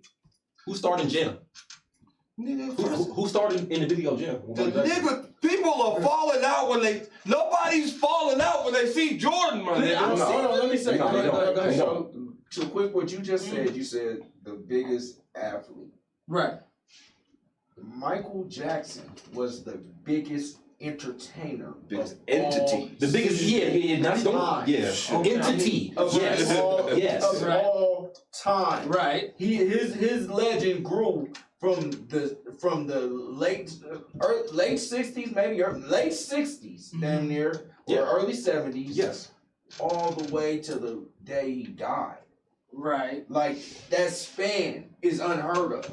And it's still, but as you guys said, he's been in the public eye since he was what, 8, 9. You got Michael Jordan who gets in the public eye when he turns 22, right? And then runs with it. Literally changes the game as a 22-year-old. As you talk about the last dance, I can tell you another vivid memory that I have of Michael Jackson.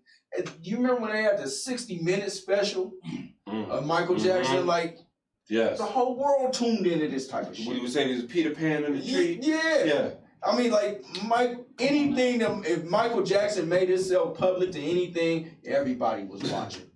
No, that's real. Everybody was. Hold on, here's another example that I think kind of proves, right? So, I'm in Las Vegas a couple weeks back, and I went to that motherfucker too. I don't know. There was no Jordan impersonators, bro, on the street, my nigga. Like there's nobody walking around, nigga, impersonating Jordan, my nigga. He has a whole show. There are people still on the streets impersonating Michael, my nigga. He's an entertainer. He's an entertainer. So is Jordan. But there's shoes that Jordan has, right? That legacy cannot be touched. Who's a better businessman? Right? It doesn't matter. Yeah, you're talking about holding how was the narrative changing when it was the best mic, right? When it was the best mic. Michael Jackson if he would have had money and jerry curls, it would have been fucking way bigger than any Jordan shoe ever. How? To this day, people are still trying to get zipper jackets.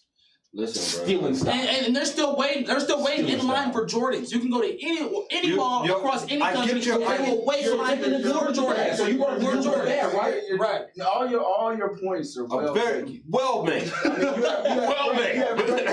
It is. I guess it's still overwhelming. I'm not being kind to the young man. It's not even close, bro. Well made, brother. It must be a generational thing because if you didn't live it, so you wouldn't know it, and that just may be the thing. I don't think that's the thing. Just think about this. Think about this. This is real shit. Think about this. Because with the internet, that is so huge, bro. Right? It is. Because without the internet, worldwide, okay, right, there are moments, right, where that I could literally share with somebody in Australia. Yes. Okay. Yes, bro. Just because of the power that he exuded, bro. I had to be reminded. But that's the same thing. And Jordan, what I have to let you know is I was not a fan of Michael, Ken, folks. I had no choice. And neither am I. I'm not like I wasn't the nigga. Boom, because you know why? Because I was always taught to find pride in being black with a big nose and big lips and all that type of shit. So, in the way I was raised, so I looked kind of down on it, you know, where he was going with his life. Mm-hmm. So I never connected to him.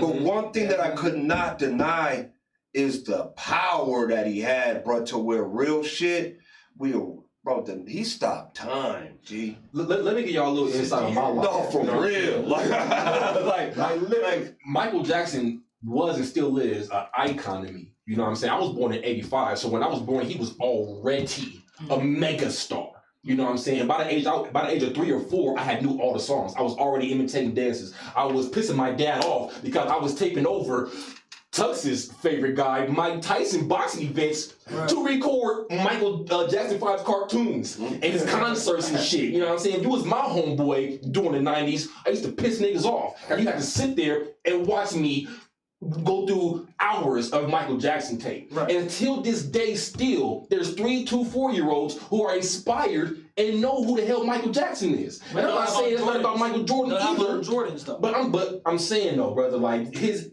it's powerful, bro. I'm just saying. That was everything. Y'all are saying that as all come from y'all generation. It's like something for me to come and look out like at Jordan spill over to our generation to where his legacy is damn near. If you ask anybody who's the king of pop now, Michael Jackson will be in there somewhat, but it'll be more. No. Let me take the benefit. Let me take the. I want to know who he would say would be the king They'll of say pop. either Drake or Chris Brown, and those are two. No, I hear you. That argument does come up. You're 100% right. It's coming up. 100% right, and I'm not arguing that, right?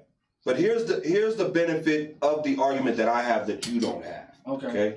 Is I lived through Michael Jackson, right? And I also living Michael Jordan, okay? And live Michael Jordan, right? And fair comparisons in all, like fully understand the impact. Matter of fact, Jordan's impact in my life is longer lasting and longer attached to my life than Jackson's is, okay?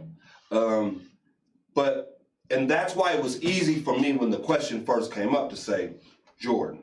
Tyson.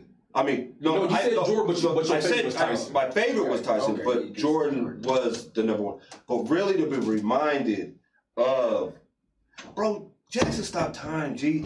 Like, I'm not sure if you really understand. Like, I've lived through Jordan, bro. Jordan's been dope. Jordan ain't stopped time, my nigga. Ever. Like I'm saying, Jackson stopped time a couple times. There's not one moment Jordan stopped time. Not one moment in history I can think about. Brody, we're talking a couple times. Game 6 versus the Jazz. No, hell no. No. Whoa, what? No. What? I had choices. Nah, bro. I mean, how sports fans seen that? Right. As Tux is saying, like, I wasn't, like, Michael Jackson wasn't my favorite entertainer. And you still have, but the thing about he did internet type of shit way before the internet was even around. And so did Jordan dunking from the free throw line? Stopping time, Dr. J already did that. Stopping time, Did he dunk from the free throw line? Yeah, from the free throw line. Stopping time means there's a point when everybody in the world, not just America, not just in China. If you had a television, you watched certain things that Michael Jackson did. This is everybody in the world. The world, bro. The world. Y'all can tell me this. Y'all can tell me this. And then if I looked up comparisons of Jordan's game you don't have to. to you don't have time. You know what you can do? What? You know what you can do? Yeah, TV you know ratings. What you can do? I promise you, it's not gonna. Ask your mom when the world stopped. We live in a different area.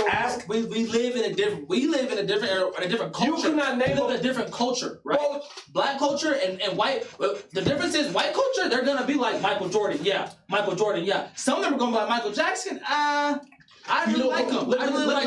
You cannot name a point right now, bro, where somebody has stopped time.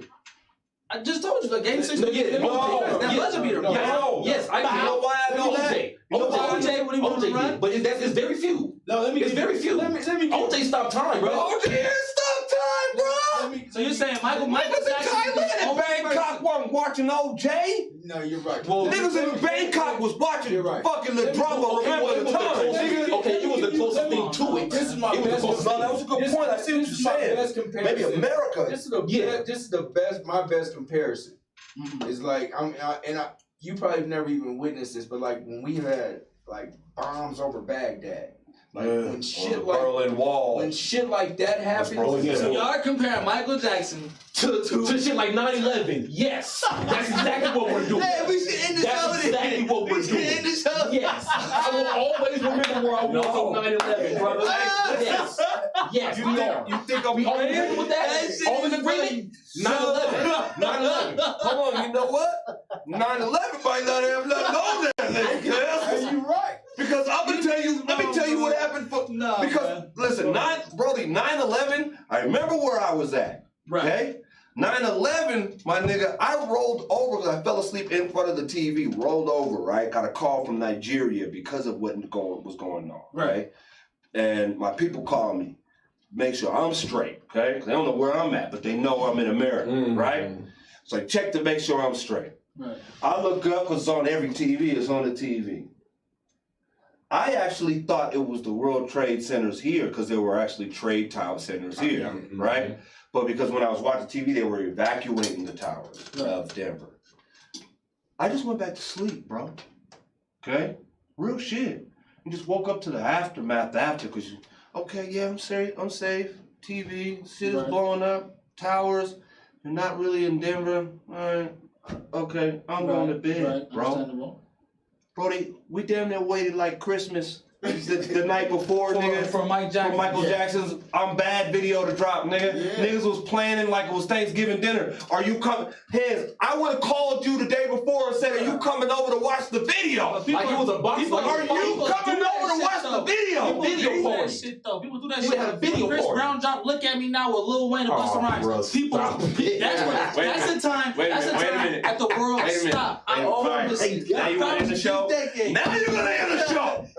I'm not. Did you just say Lil Wayne? Lil Wayne, yeah. Lil Wayne, Busta Rhymes, and Chris Brown, the same song. I wanted to say that was one of the times that few times that entertainers had to stop the world. Point earlier, man. The young kids nowadays, in my eyes, cause you keep on bringing up the internet. I really feel like Michael, his career was very diluted by his scandals. And I feel like the younger generation of people who didn't have any attachment or relation to Michael Jackson gave up on him. I feel like our community gave up on Michael Jackson. That's why we have. That's what the thing is. I mean, that's what they do.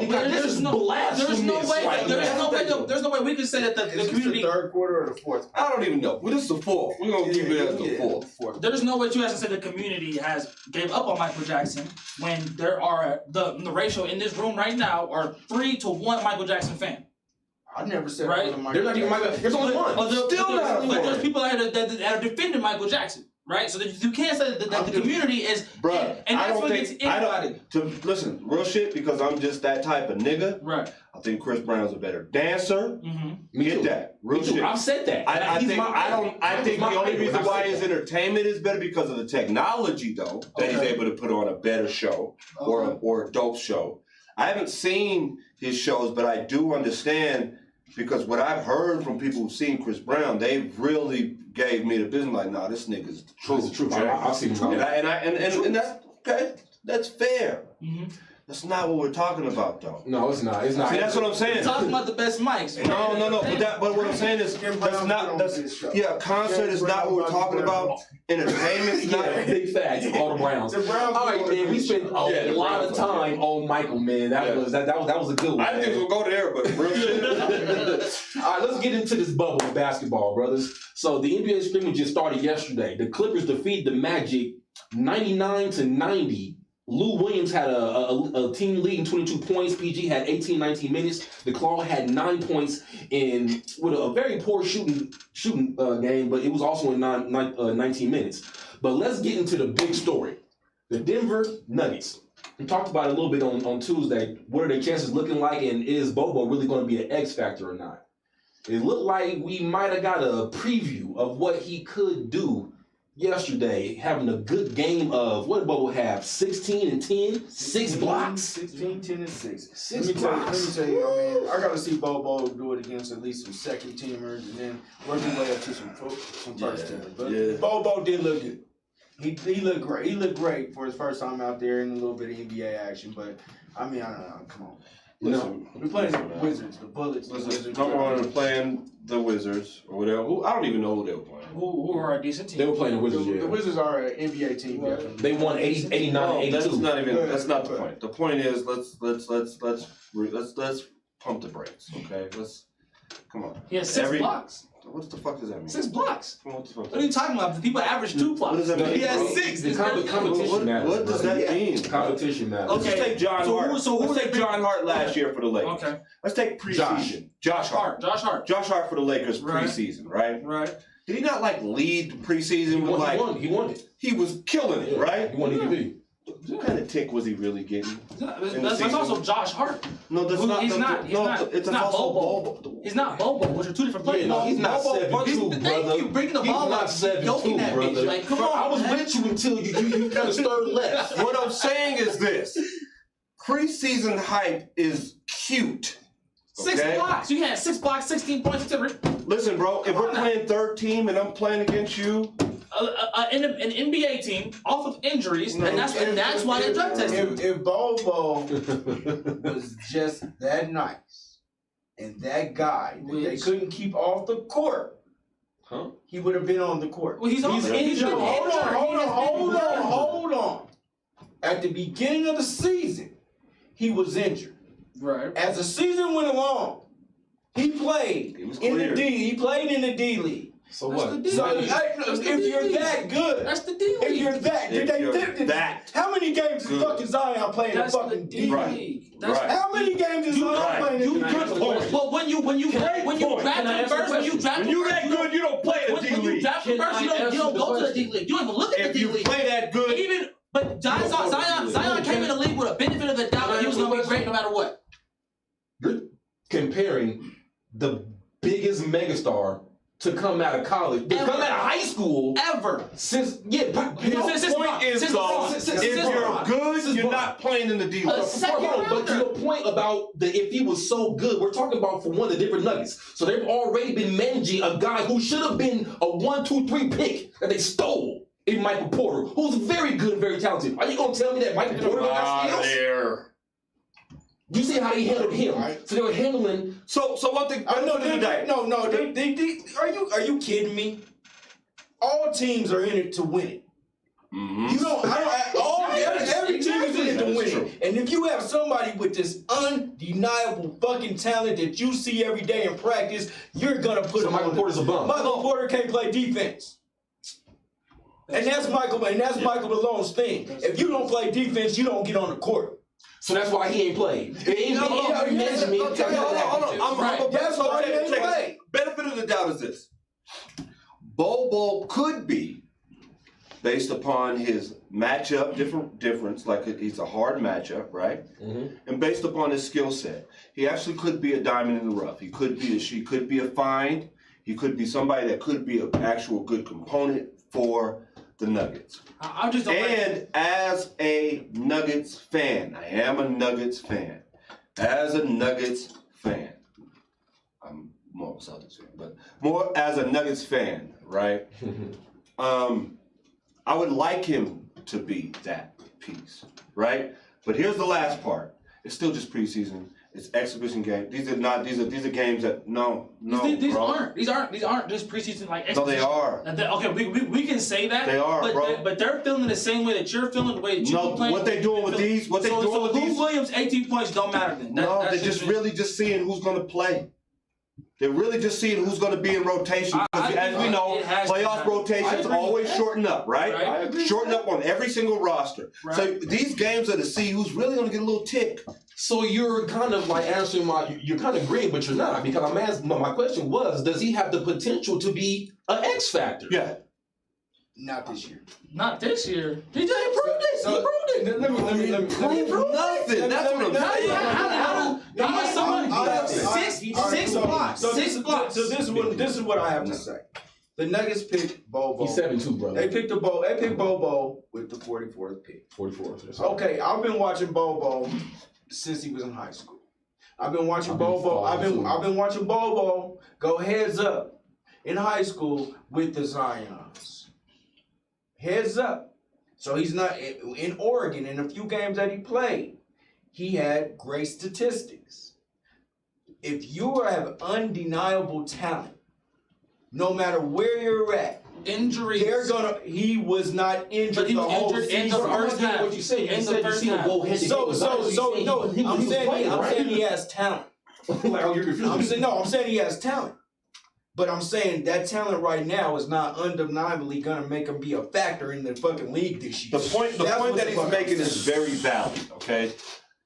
The point I'm making also is valid. We're all making some valid points. Actually, I think they're all could be said in the same situation. Right. But the point that just so I don't want his point to get lost is, Come on now, that's real shit. If you are an undeniable dominant piece of work like you got, like folks are trying to say, Bobo is 6 blocks. Nobody's gonna be able to score on him. And he was wadded up.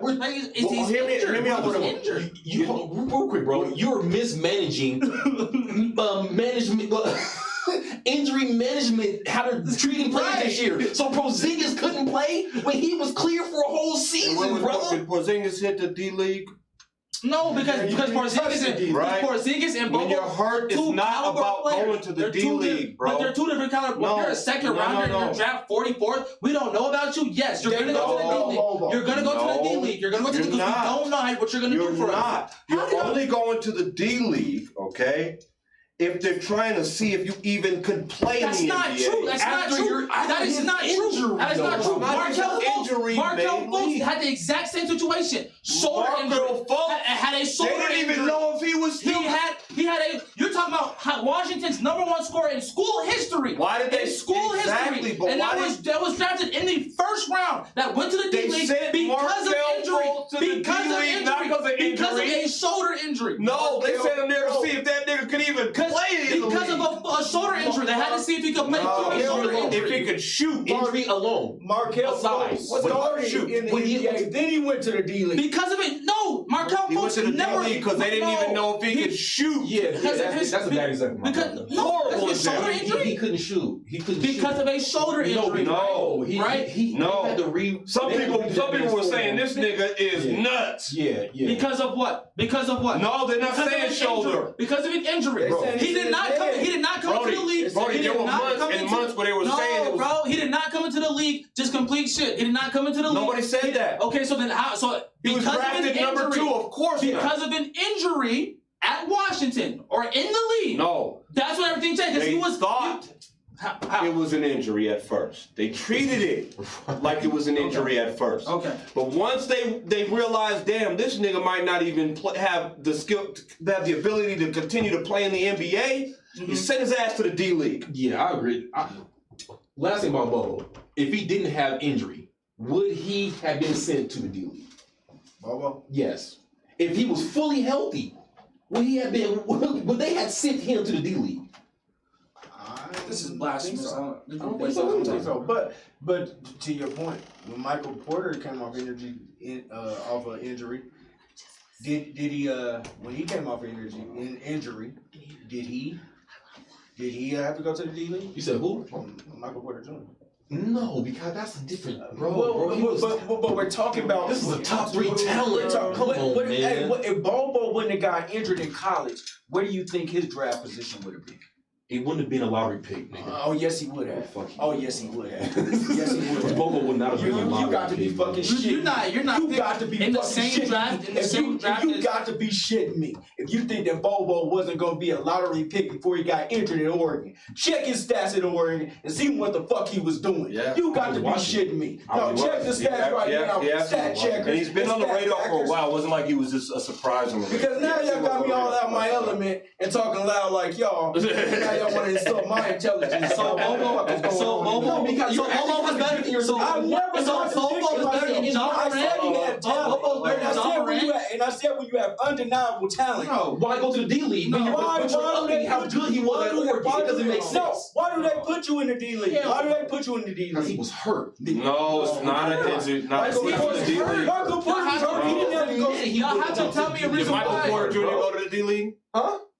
We're talking about a top 3 talent. Because he was hurt. Because he was injured. Not about injury. Come on. And they to put your you point, in the D League, bro. They got to the D League. We got a lot more to touch. They put you in the D League, you're telling me to see if you could play, bro. That's not no. I disagree. You're telling me that you would take Bobo over Zion. You would take Bobo over John Morant. You would take Bobo over R.J. Barrett. Over DeAndre Hunter. Hold on. That's what your boy said. Hold on. Bobo was arguably in the top 5 pick, bro. I said you're taking over Zion. He was. You're taking over John Morant. You're taking over John Morant.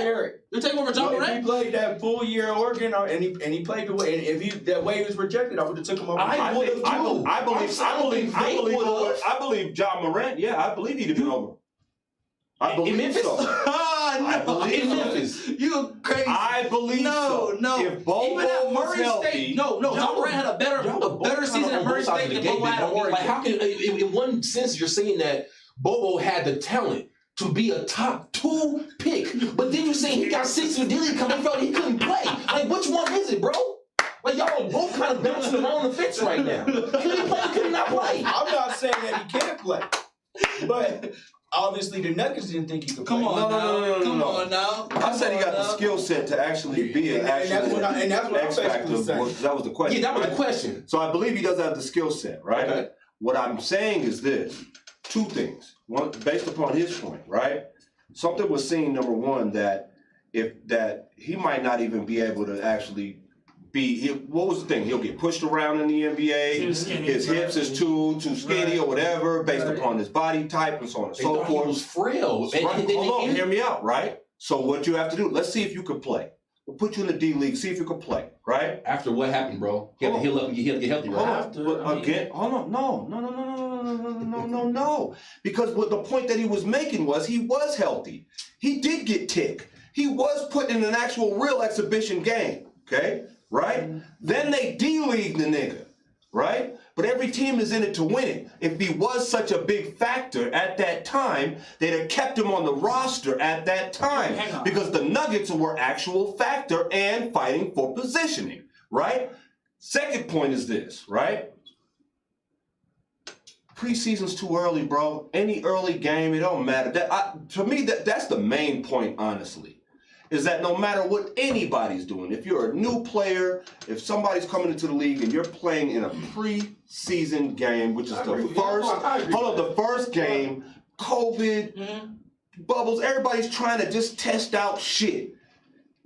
He did all right. That doesn't mean you fucking say now these niggas is champions. That he's made. And he's the dude. never played a regular season game. To you guys' points, he's never said he never played or a game with the Nuggets.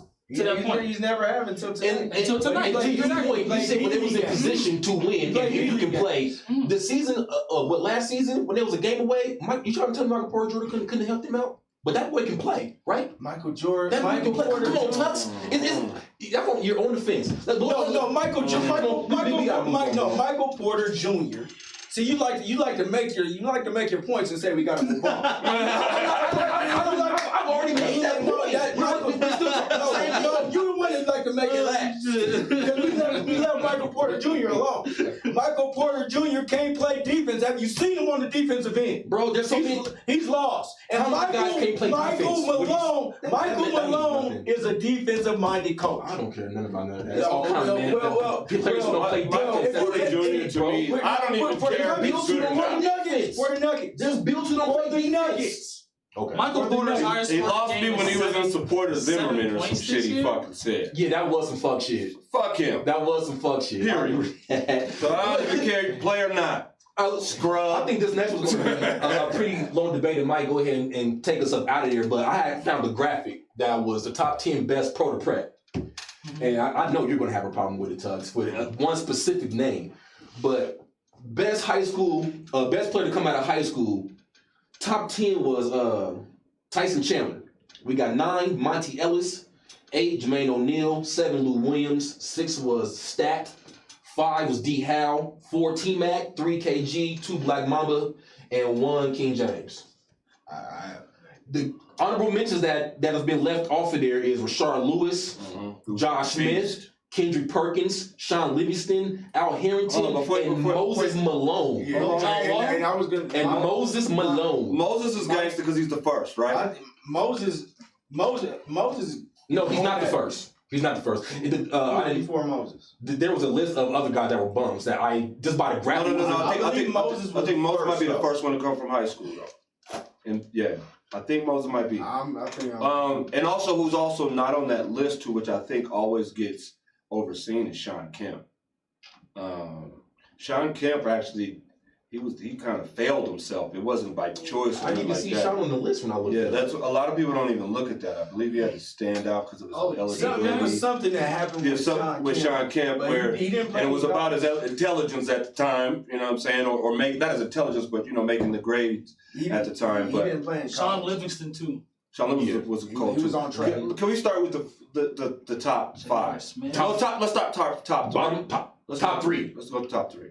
Top three is unquestionable. That's what I'm trying to make sure. Go ahead. King James, Black Mamba, and Kevin Garnett. Okay. Who's the next three? T Mac.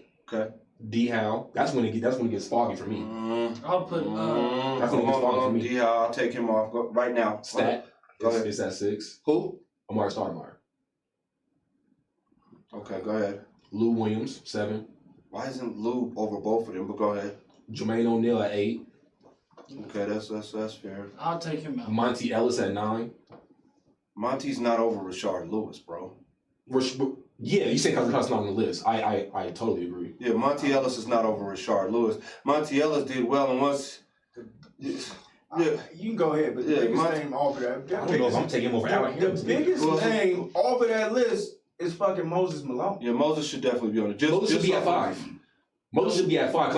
I'm not taking him over T Mac, KG, Mamba, or King James. What about? But I'm taking him over D Howe. I'm taking him over Amari. J.R. Smith? Yeah, so. Yeah, JR shouldn't even be on the list. What? He shouldn't? No. Moses Malone probably. Moses should be there. 4 on that list. Sean Kemp is definitely might be 5. You taking him over KG? I mean, you taking KG? I mean, yeah. Around KG's 3, so 3 or 4 in that list. So you taking him over T Mac? I'm taking him over T Mac. 4. I mean, Moses Malone, man, was a beast in his time. Moses Malone. Moses was breaking backboards. Fuck that to fix the damn ending games. Him and Chocolate Thunder was tearing all of them. He is the Chocolate Thunder. So that's Dawkins. Derek Dawkins. But I'm Moses Malone, man. It's just been so long. Was Dawkins the first one? Dawkins was the one that was breaking them rims. No, was Dawkins the first one out of high school?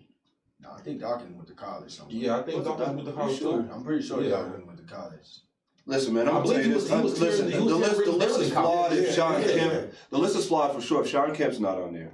The list is flawed if they believe Monte Ellis should go over there over Rashard Lewis. Rashard Lewis arguably was one of the best, was argued at his time was probably top 5 offensive player for a few years within his time. Are y'all taking Monty over anybody that was left off? Moses, Harrington, Livingston, Perk, Josh Smith, or Rashard Lewis? I'll take him over Josh. I don't think he. Josh Smith was. I love Josh, but I think he was unfulfilled. I think over JR, yes.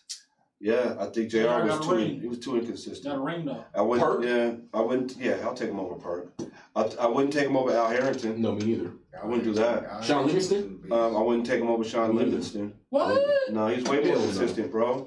Hell no. Before the injury, Sean Livingston was promised to be. Monty was dope though. Monty was nasty. He was one of my high school. He's the worst efficient scorer in almost NBA history, bro. His shot selection, everything about him was like a waste of points to play with Monty Ellis. Yes, it seemed like every time he led in points, they lost. It seemed like he played 2K, bro. Right. Yeah. He's that nigga on 2K, bro, who don't want to pass the ball. He knows he's a slasher. He's trying to go up and do fuck, bro. No, I can't fuck with Monty. I can't fuck with Monty at all. I never liked him, Monty. The list is cool, but there's no way you leave Moses Malone. Steven Jackson. That's my thing. When you brought up that list, Steven Jackson? Yeah, Steven Jackson. Did Stevie come out of high school? Yeah, he went to Oklahoma. Oh my God!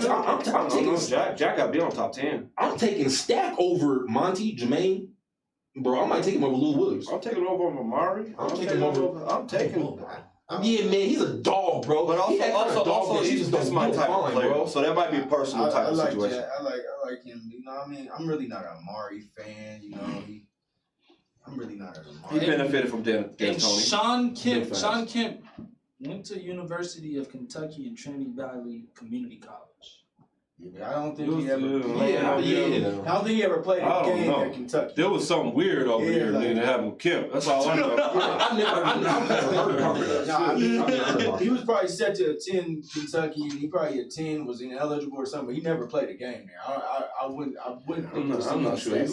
Brandon Jennings also. Brandon Jennings was all right. He went overseas. Didn't blah blah blah blah. Came back. Brandon Jennings. That's not considered coming out of high school though. Yeah, but he wouldn't even make top 20. Hell no. I'm not taking him over none of these. No. There's Jermaine O'Neal on it, or is it? First round 10th pick. Y'all want to take over nobody? Not just got somebody who's done. Brandon Jennings. Yeah, we know Brandon Jennings Brandon Jennings was. Y'all want to take him over No. O'Neal? Brandon Jennings. Jermaine O'Neal, yes. Kendrick Perkins, you want to take? I'll take Yes, Kendrick's a dog. Because Brandon Jennings, what, career maybe average 8 points? I'm just guessing. No. You take Jermaine O'Neal. You're talking about a player that. You're talking about a player when he came into the league. Yeah, but if you like also one pretty damn good season. Hey, man. came in the league as a rising star. Y'all tripping on We got the man. stat man pressing buttons again, and we going off of straight stats. You know what I'm saying? That's crazy, But just bro. a game point. He averaged 14 points. 14 points and 5 assists. 14 points and 5 assists is pretty good. Which is pretty good. I mean, Brandon Jennings, bro. Yeah, He's which not is beating out, decent. he's not beating out 20 players over here. Kendrick Perkins? Let me look up Kendrick Perkins stats. Kendrick Perkins, how many chips Kendrick got? That he actually contributed to? That he actually contributed to? Zero. He's actually contributed to some.